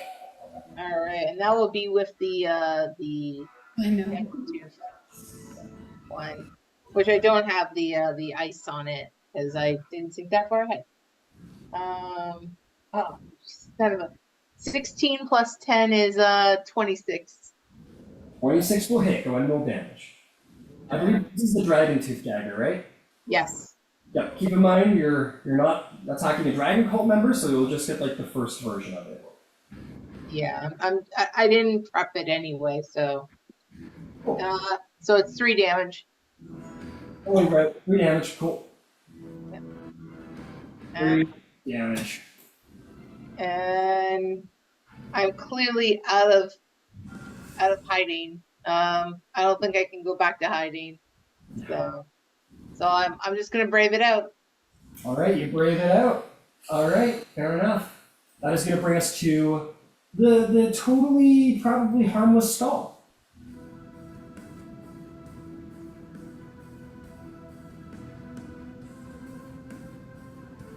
Does it just get a little bit closer?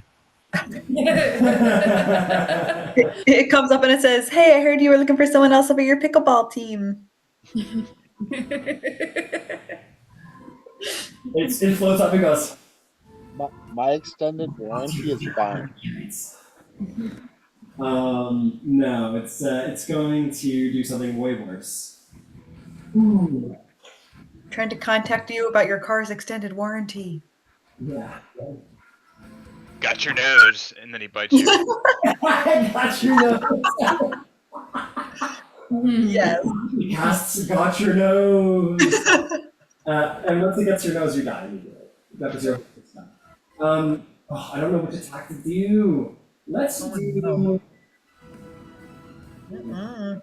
That's everybody. We don't want to hurt everybody because those are our friends. So, it's going to look at you and sort of open its mouth and kind of begin to inhale, and all of this like very Dementor from Harry Potter, this sort of like almost life force begins to suck out and off of the Griffin and Felix. Felix, I need you and your Griffin to make con saves, please. I'm on it.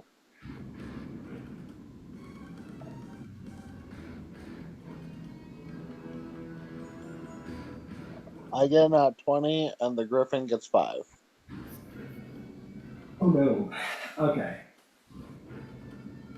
So you, Felix, are fine. You were sort of pushed through and kind of like, and you're totally fine. Your Griffin is not. The Griffin is going to take 16. That was really lucky. This could have been way worse. But your Griffin is going to take 16 points of necrotic damage, and it's going to drink your Griffin's life force into itself and heal. And that chip you made, Ciela, is gone. As it sort of like reforms using the life force of the Griffin. Oh boy. And then it moves closer. It sort of goes like so, not leaving attack range. Actually, you know what? I don't give a fuck. Yeah, I don't leave attack range. Felix and Griffin can make. Well, actually, only the Griffin, because Felix has used his reaction already. The Griffin can make an opportunity attack if it wishes to, and it does. So, are you able to? You have the stats, right, Felix? Pardon? Griffin. What? Sorry, what about him? You have the stat block, yes? Yeah. Can you roll an opportunity attack? Yeah. Sure.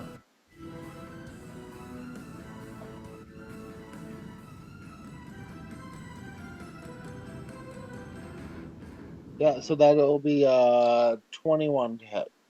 It does hit. Go ahead and roll damage.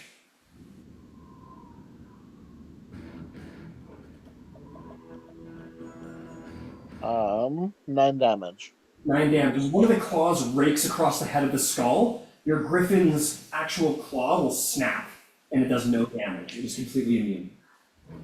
Oh boy. That'll bring us to Ciela's turn. Ciela, it's getting really close. What do you do? Yes, it is. Still 3 guys in Laragoth. Still 3 guys on Laragoth. One of them is super hurt. Okay, I am going to dash closer to where Laragoth is, like below where Laragoth is. Okay, so that's going to be 20. It's going to be 25 there. And it would be 10 feet here, so we're at 35. Yep.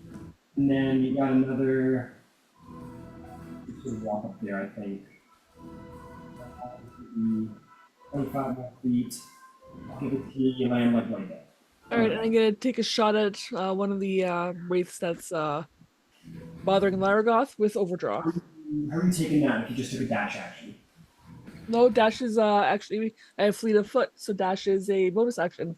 You got fleet of foot, your last level up, that's right. Go ahead and take your attack, it's pretty cool. Tiela, you learned something from Star, watching Star dashing around the battlefield, and you've learned to go a little quicker, a little faster. So with Overdraw, okay, that's 18 plus 6 is 24. 24, you're hitting the most damaged guy, I assume, right? Yeah. That will hit, one will damage. Okay, and that is a 10 base damage plus 5, so 15 plus 8 is 23. So that's 23 piercing. plus 6 And no need acid. to worry, you got it. You fire this arrow and it shoots right through it, and as if you shot into a black cloud, it just sort of wisps after your arrow and vanishes into thin air. It is All right. And I'm going to take a shot at another one that's bothering Laragoth. Probably I guess, whatever the next lowest looking motherfucker has is. a pretty damage too, absolutely. Whatever one's closest. Actually, the one that's flanking her. I want to take a shot at the one that's flanking her. Yeah, that was funny. Okay. So let's overdraw again. Okay. That's a nat 20. That's a nat 20. It is dead. It has Okay. It's very dead. You got it. And you shoot it in the head, and the arrow just is fucking gone. It's gone. But the wraith is a full shroud of black smoke that vanishes entirely. Is defeated. And with that first shot, was there another wraith within 5 feet of the first wraith? Yeah, that would have been this guy you shot. So why don't you take a third shot on this one if you want? Okay. Overdraw. Overdraw. Yeah. 17. You hit. No damage.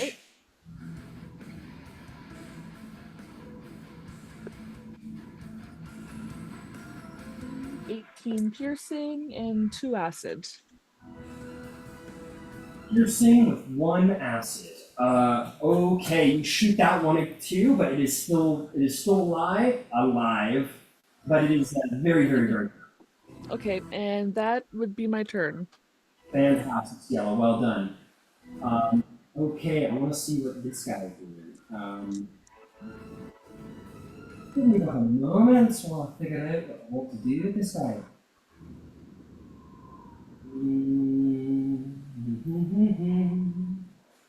We're gonna do. Give me a second. I need to check something here.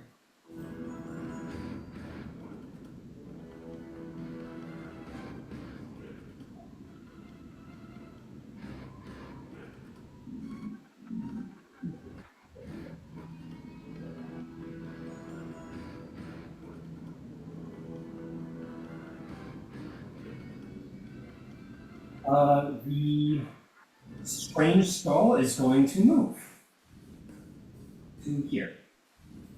It moves very specifically and stops moving. Okay, that's going to bring us to, dude, that's your turn arrow here. What would you like to do? You got 3 wraiths on you. What are you going to do? Gonna bonus action chromatic infusion. Okay. And when you slew a white dragon, it's not be cold, I believe, yeah? That's my preference anyway. Perfect. And Oh wait, you forgot Laragoth's turn. Laragoth's turn. Why don't you take your turn first, Eric? I don't think it's going to affect what you're doing. We'll get good calls, yeah. We'll get it in a second. use my cantrip to chill touch the skull. Okay. Very clever. Roll me an attack roll or level saving throw. Or... No, it's an attack. Oh, 15. 15. It goes to sort of get him, but it's too small and you just miss. Oh, bummer. Okay, and then I'll use my hasted action and rest my attack to do 2 war razor attacks. All right, go for it. Who do you want to hit? The one that's more damaged. Go. Where is he? Oh, there he is. Okay, yeah, go for it. 18 will hit. Roll me some damage. 12 plus